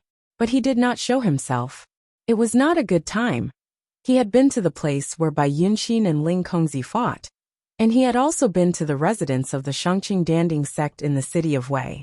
The only cultivator in the city of Wei, Song Yunzi, was in a constant state of anxiety. Because the remains of fairy Ling Kongzi of the Langya Grotto Heaven were in the residence. He was trying his best to keep the shell from rotting, while he waited for the people from the Grotto Heaven to investigate. At the same time, he was worried that the people from the Grotto Heaven would vent their anger on him. All cultivators knew what it meant to have a peak of transcendent state, who was less than 20 years old. But now he died in the city of Wei. This was good news for Li Yunxin, from an objective point of view. However, Bai Yunxin's strength was beyond his imagination. She had become a huge variable in his plan. Originally, the two of them should have been mutually wounded, and he would have gone to reap the harvest. But now, the theoretically perfect plan had gone awry, and the situation had derailed. Several people saw him in the city of Wei. He should have killed two of them, and used one of them as a puppet to settle this matter. But he couldn't kill them. Anyone who died without the help of others had the risk of being exposed, and he couldn't kill dozens of them. In that case, he might as well send himself to Daotong. What the people of Daotong knew was that Ling Kongzi had killed Long Sun and Li Yunxin, and Bai Yunxin had killed Ling Kongzi. Now he would also realize that there was a monster at the scene of the accident. He was definitely involved. Li Yunxin realized that he had to find someone to take the blame. He had been thinking about this for 2 days, and now someone came to him. In the original plan, he was going to die. He would let Lu Ling kill the 9th young master, and then let Lu Ling kill him. After killing him, Lu Ling would definitely destroy his soul. At this point, no one would doubt that his soul was really gone. To kill the 9th young master, he used the sword that Bai Yunxin gave him. To kill him, he used the sword that Bai Yunxin gave him. During this period, He used the sword to cut off his finger, which was to lure her. The soft armor and the sword were made of the monster's scales and feathers, which were connected to his qi dynamic. Bai Yunqin gave him the sword so that she could find him in the future. In the end, he and Lu Ling delayed for a long time, and finally Bai Yunqin came. So he wanted the two to fight, and he went to possession. In fact, the moment he was killed by Lu Ling, the plan was completed. The most difficult part was to kill the ninth young master. Lu Ling was very powerful, and he easily achieved this. The ninth young master, or the whole dragons, or all the mythological beasts, were different from all the other creatures in the world. For example, humans had a body and a spirit. Although the two were combined, there was still a soul after the death of the body. If the body was damaged, the spirit might not be damaged. If the spirit was damaged, the body might not be damaged.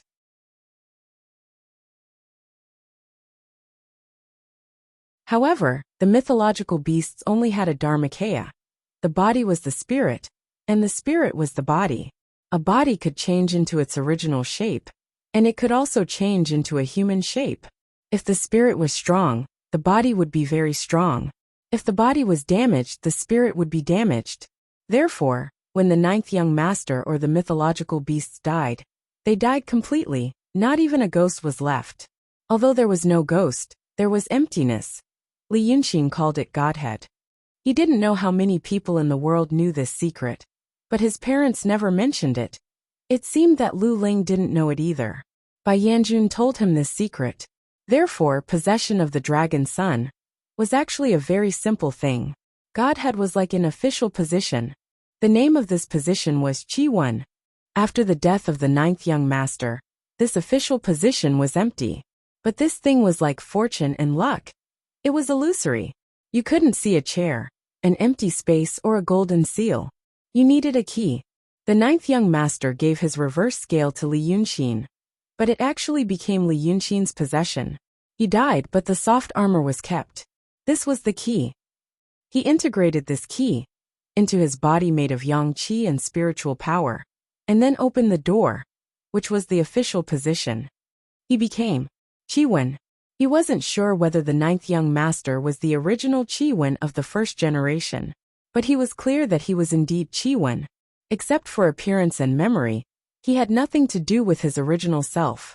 But for Li Yunqin, this was not a terrible thing. He had even experienced more terrible things. For example, time travel.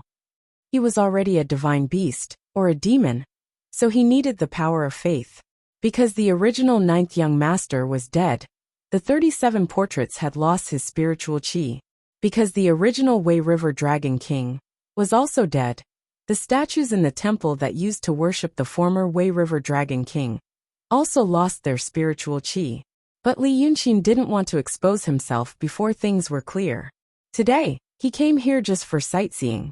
But when he came to the front of the Sanhika Dragon King temple, he found the statue that should have been empty. It was taken by someone else. This made him very confused.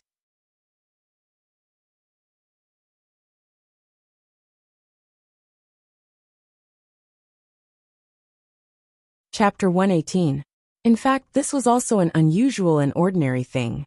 In this world, there were many taboos for mortals. For example, don't talk about ghosts and gods at night, and don't worship anything in human form. After a long time of talking and worshipping, the power of vow would be generated. When the power of vow was strong enough, it could attract the Yin god, which was called evil summoning. The Yin god was not a god, but something that did not belong to humans, and had some dharma power.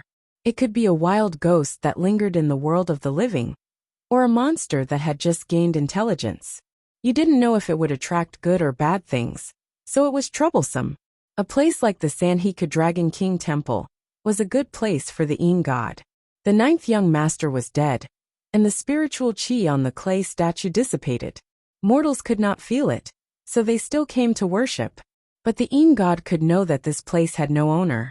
But even so, cats and dogs did not dare to take over the statue, because this place used to belong to the dragon's son and the Wei River Dragon King. Maybe it was because the dragon's son was not satisfied with the offerings, so he took back the spiritual qi. Or rather, Even if the dragon's son was no longer here, there would still be equally powerful demons and monsters who would come to fight over this treasured land. Anyone with a clear mind wouldn't be in such a hurry to come here and make themselves the target of public criticism. But it was taken. Li Yunxin put on a white scholar's robe and stood in front of the temple for a while with a bamboo fan in his hand. He shook his head and laughed in his heart. As a divine beast, he could be considered as a demon, so he could distinguish some breaths. For example, he knew that the spiritual power on the statue in the temple belonged to a member of the Water Clan. It was not very powerful, but it was not low either. According to the standard of cultivators, it was at the peak of the emptiness state. It did not hide its power, as if it was showing off proudly. He was at the peak of the transcendent state. The ninth young master must have been more powerful than this, but he had just taken over the position of the dragon's son. The yang qi of 300,000 people in the city of Wei and 37 portions of incense and wish power were used to create his dharmakaya, which was barely enough. He was now a large wooden barrel that could hold a lot of water, a lot of incense and wish power.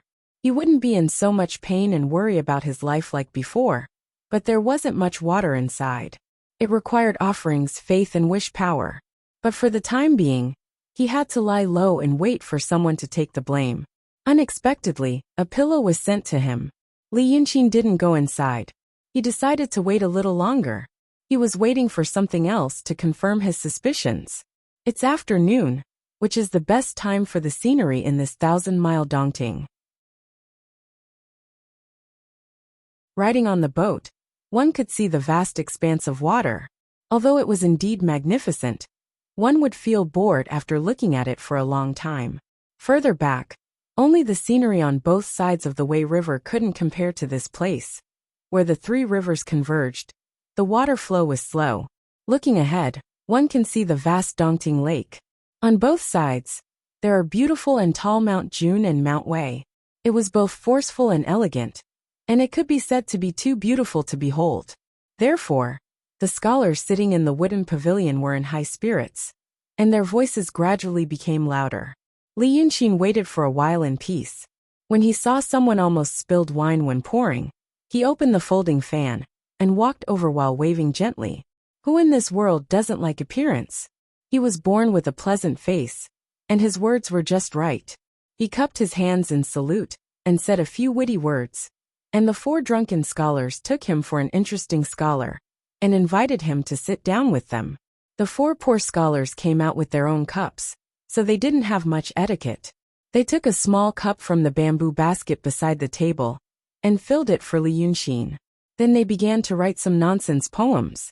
Li Yunqin didn't want to be famous in the literary world, so he had to be responsible for clapping his hands and cheering.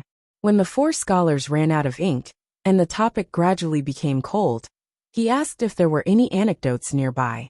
Of course, he was happy to hear such a topic in the awkward silence. Bragging after drinking was a man's greatest hobby, nothing else. Therefore, the four of them said the same thing. Just this month, something that spread throughout the entire Egret continent.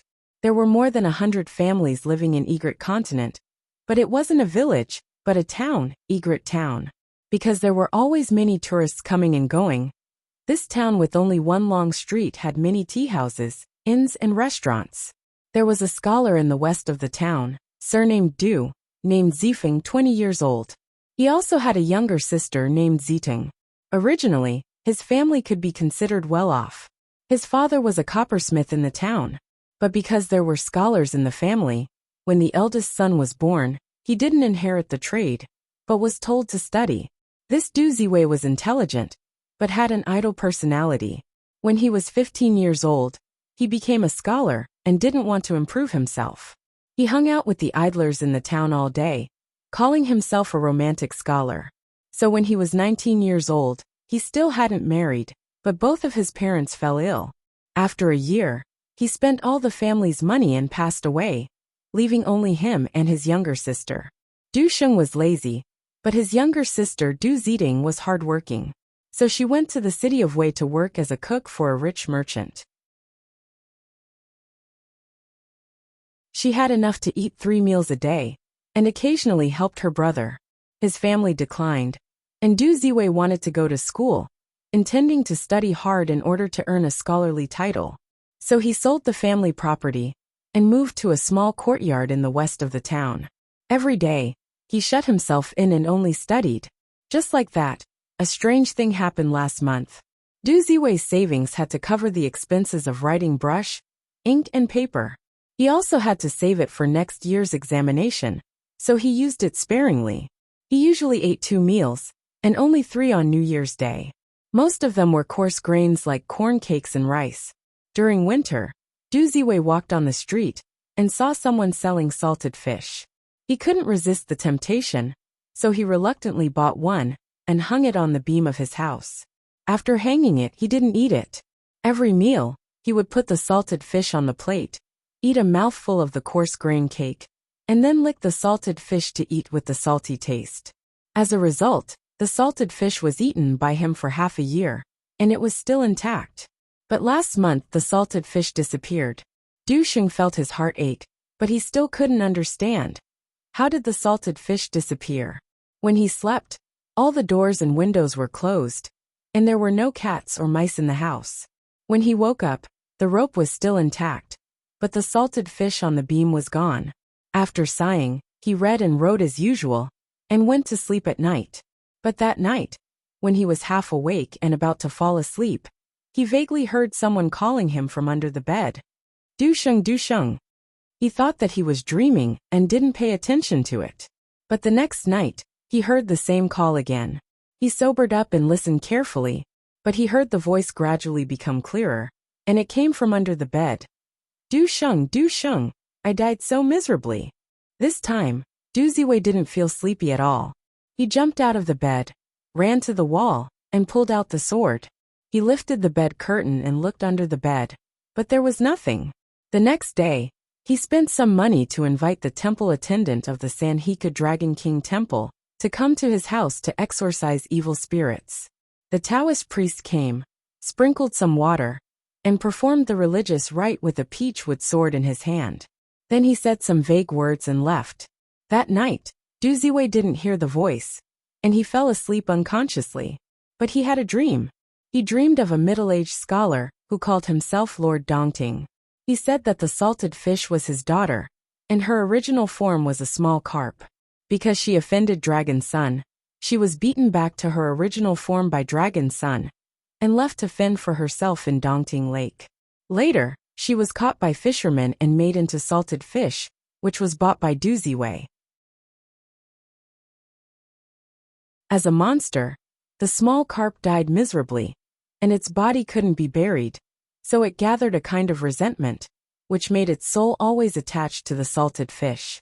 After Du Zijin licked her every day, fed her with food and channeled his human qi into her, she gradually regained her power. Yesterday, she told Lord Dongting where she was in a dream, and today her father came to find her. Lord Dongting told Du Sheng that he could dig under his bed. If he dug up a salted fish, he could keep it in clean water for 3 days, and then one night, he would take the salted fish to Dongting Lake and turn it over 3 times. Du Sheng had this dream. When he woke up, he went to dig under the bed and found a salted fish. It was the one that had been hanging on the beam, so he did as he was told. 3 days later, he took the salted fish to the lake and turned it over 3 times. The salted fish turned into a big carp with red scales and jumped into the water. After nodding to him 3 times, it dived into the water and disappeared. That night, Lord Dongting came to him in a dream again, saying that Du Sheng had done him a great favor, and that 3 days later, he would give him a big reward. That was today. When Du Sheng told others about this, they thought he was joking, that he was having a fit of hysteria. Du Sheng was not annoyed. He only said that he could come to his house tonight, so that he could know what he said was true. Hearing this, Li Yunqin blinked. This was interesting, because the name Lord Dongting, it didn't sound like any Tom, Dick or dog.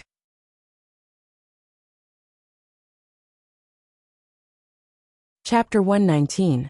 When the sun was about to set, Li Yunqin was already standing by the street. Du Ziwei's current residence was just a house and a yard.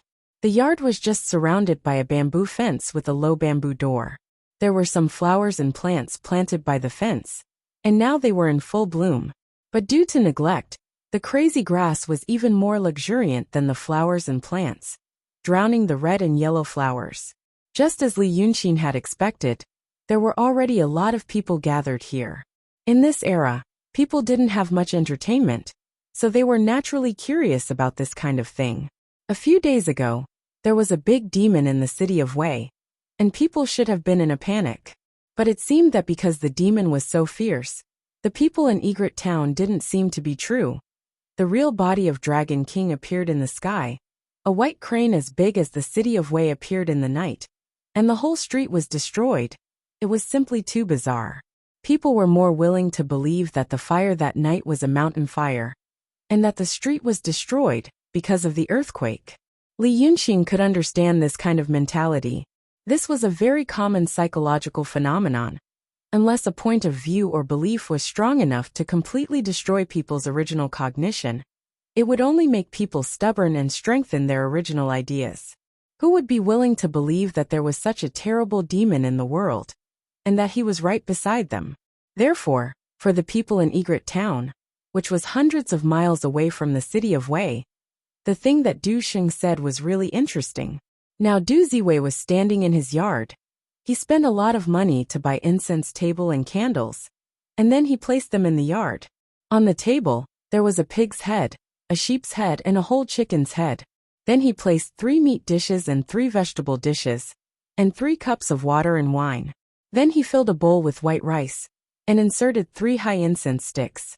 When the sky got darker, he lit the candles. The green smoke lingered, and the candlelight was dim, which really gave a solemn atmosphere. There were about 30 or 40 people on the street, gathered outside Du Sheng's yard to look at him, and only laughed at him for studying so much that he became a fool. Li Yunxin stood under an old locust tree outside the crowd, looking at Du Sheng. Actually, he was not bad looking. Because he didn't work in the field, his skin was white. There were no calluses on his hands, so people who were touched would feel comfortable. Thick eyebrows, big eyes and a high nose. His lips were a little thin, and the distance between his eyebrows was a little narrow. But in the eyes of girls, he was indeed handsome. Li Yunxin raised his hand and wiped his forehead. The people on the street all surrounded one person, like stars surrounding the moon. That person was about 40 years old, wearing a yellow hat, and holding a horsetail whisk in his hand. He stood on the street with his belly bulging, looking towards Du Sheng's courtyard. From their conversation, Li Yunxin knew that this person was the temple attendant of the Sanhika Dragon King Temple. His Taoist name was Kuan Yangzi, because when Du Ziwei used 3 taels of silver to invite him to do the ritual, Kuan Yangzi only said that it was an evil spirit, and that he might not be able to defeat it. Because when Du Ziwei used 3 taels of silver to invite him to do the ritual, Kuan Yangzi only said that it was an evil spirit, and that he might not be able to defeat it, so he had to try. This was the usual trick of the Taoist priests in the secular world. In fact, it was not really a trick. They didn't receive the teachings of Daotong or Kenzo, so they learned some unorthodox techniques, so they didn't know the profoundness of it. They only learned from their ancestors, saying it should be like this, it should be like that. When they performed the technique, sometimes it was effective, sometimes it was completely useless, saying, I can't defeat it. But when Du Ziwei heard the Lord Dongting's dream, he said that the temple attendant Kuan Yangzi's skill was not good enough, that he mistook a deity's daughter for an evil spirit, and almost caused him to miss a good opportunity. Because of this, Kuan Yangzi stood outside Du Sheng's door, looking at him coldly. Some idlers came up to him, and asked him if tonight's matter was true or false. But he just sneered and didn't say anything. The idlers couldn't get an answer, so a woman came to ask him. He didn't answer, so the woman got angry, and made a move to pull his robe, saying, This Taoist's face looks so unlucky. It's because his lover didn't serve him well last night. The group of idlers on the side laughed and made fun of him. Kuan Yangzi glared at the woman several times, and the woman became even angrier. He could only awkwardly take a few steps away and said, Fine, fine, I'll tell you. He glanced at Du Sheng, who was kneeling in front of the table, and laughed coldly. What are you talking about, Lord Dongting? I, Kuan Yangzi, have been in charge of the Sanhika Dragon King Temple for 15 years. This temple is a big one near the city of Wei. A few days ago, the Baohua Association in the city of Wei invited people, and they also sent me an invitation. But that day I had to go out, so it was delayed. Otherwise I, Kuan Yangzi, would also be an honored guest of the Langya Cave. Hearing him say this, although these people didn't know about the Langya Cave, they still knew about the cave, and they all gasped in surprise. The woman withdrew her hand, and didn't dare to pull him anymore. Kuan Yangzi said again, "This big temple of mine, it worships the Wei River Dragon King. What did Du Ziwei say?" He said, "The daughter of the Lord Dongting offended the dragon son, so she was turned into a carp. Ridiculous. I've worshipped the Wei River Dragon King for so many years. When have I ever heard of the dragon son? Where is this Lord Dongting? I've never heard of him." For a moment, these people were scared speechless by him. After a while, a idler asked timidly, "Maybe you really haven't heard of him?" Kuan Yangzi rolled his eyes at him. "He's a little demon. He offended the Dragon King. How can he spare him? He's a Taoist. How can I not hear of him?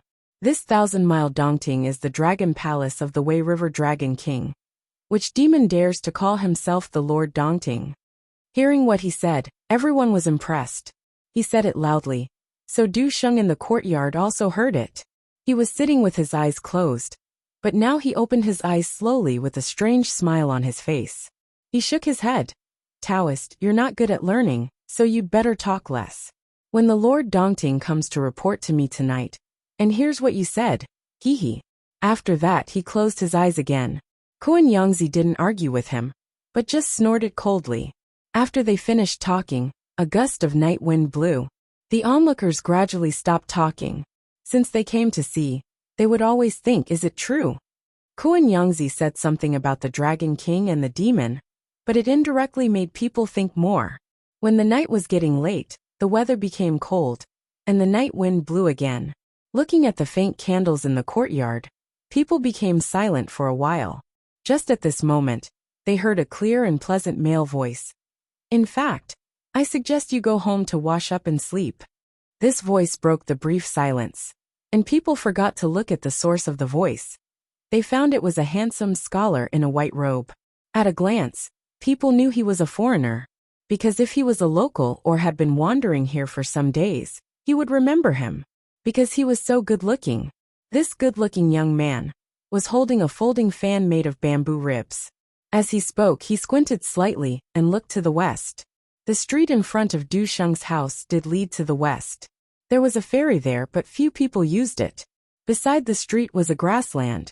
Looking along the road, people could vaguely see reeds and calamus swaying in the night wind by the water in the bright moonlight. He was looking there.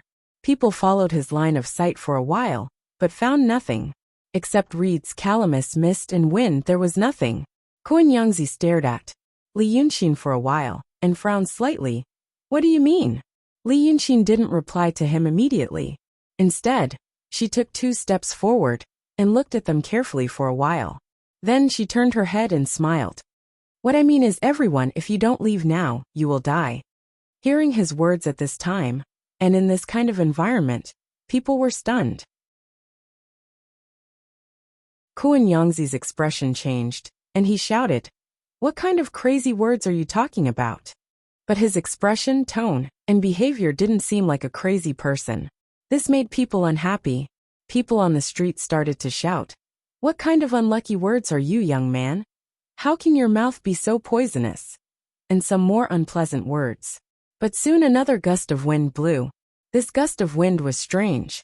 It blew along the ground, slowly along the street, sweeping up a few pieces of leaves on the street.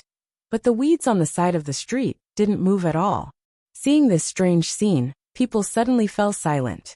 But suddenly, they heard Du Ziwei, who was sitting in the courtyard, suddenly open his eyes. As if he was possessed, he waved his hands and shouted 3 times, "Good, good, good." He knelt down again, and didn't say anything.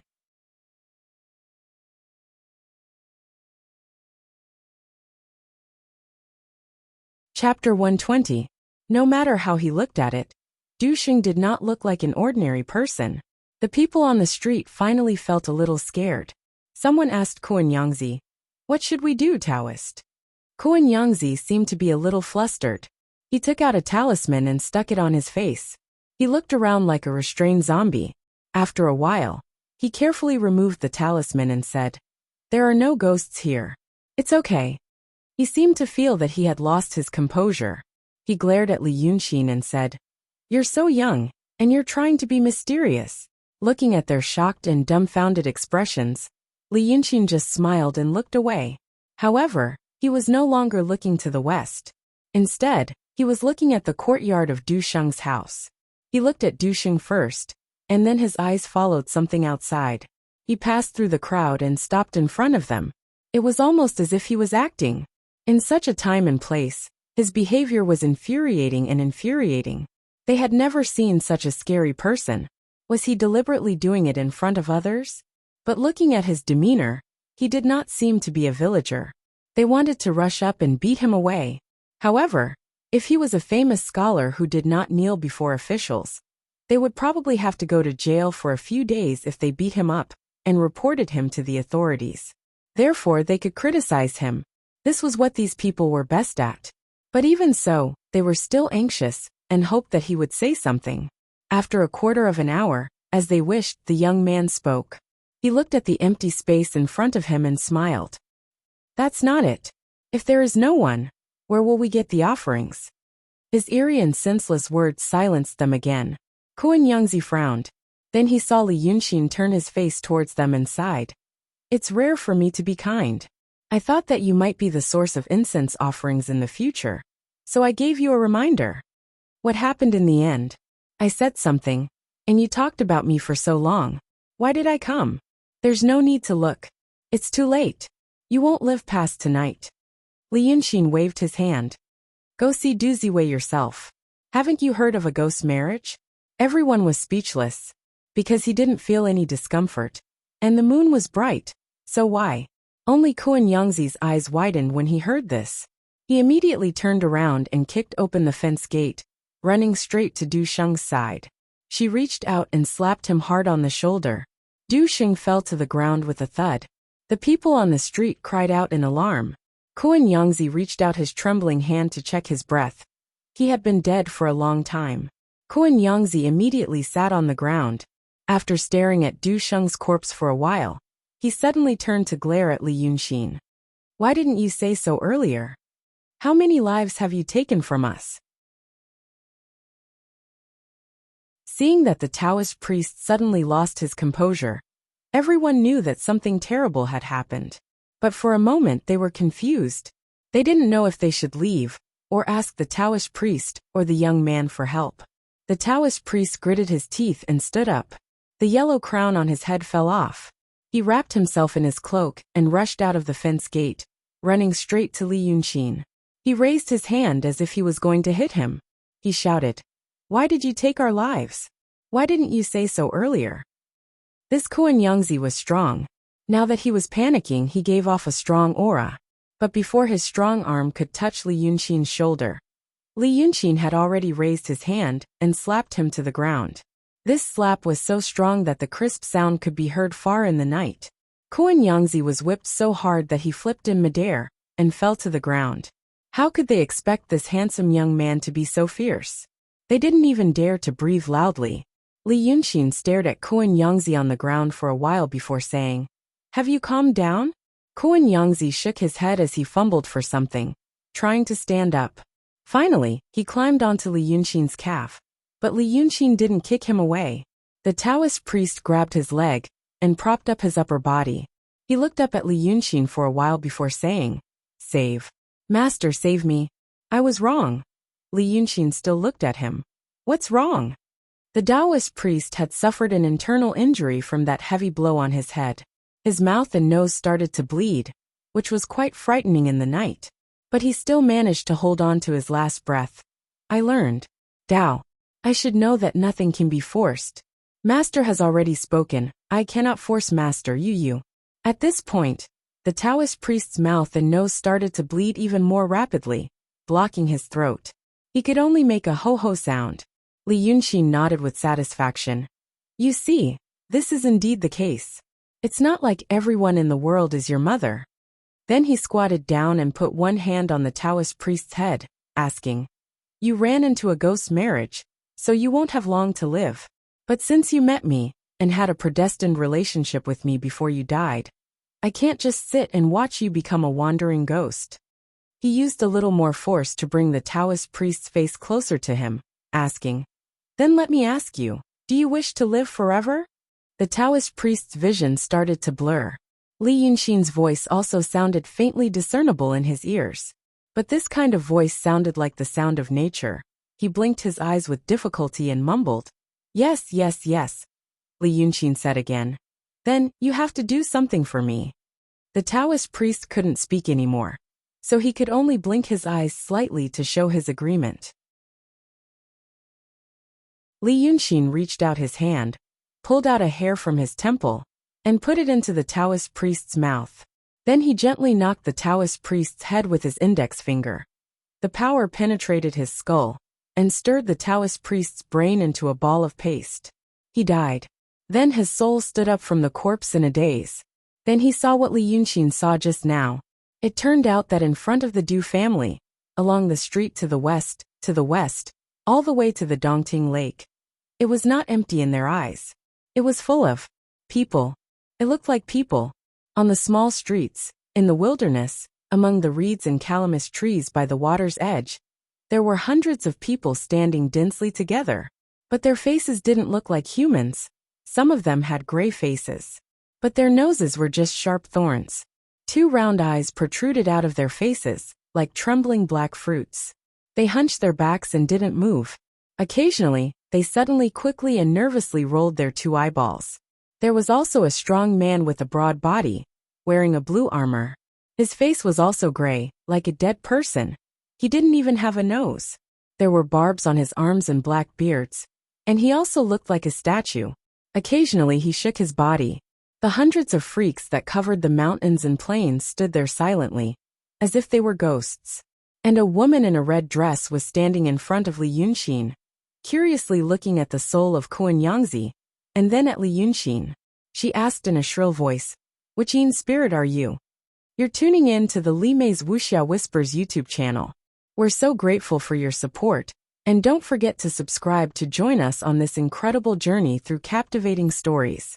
Your generosity through donations truly makes a world of difference, as it's the primary source of revenue that allows me to expand and enhance this channel for you. Thank you from the bottom of my heart for being a part of this adventure.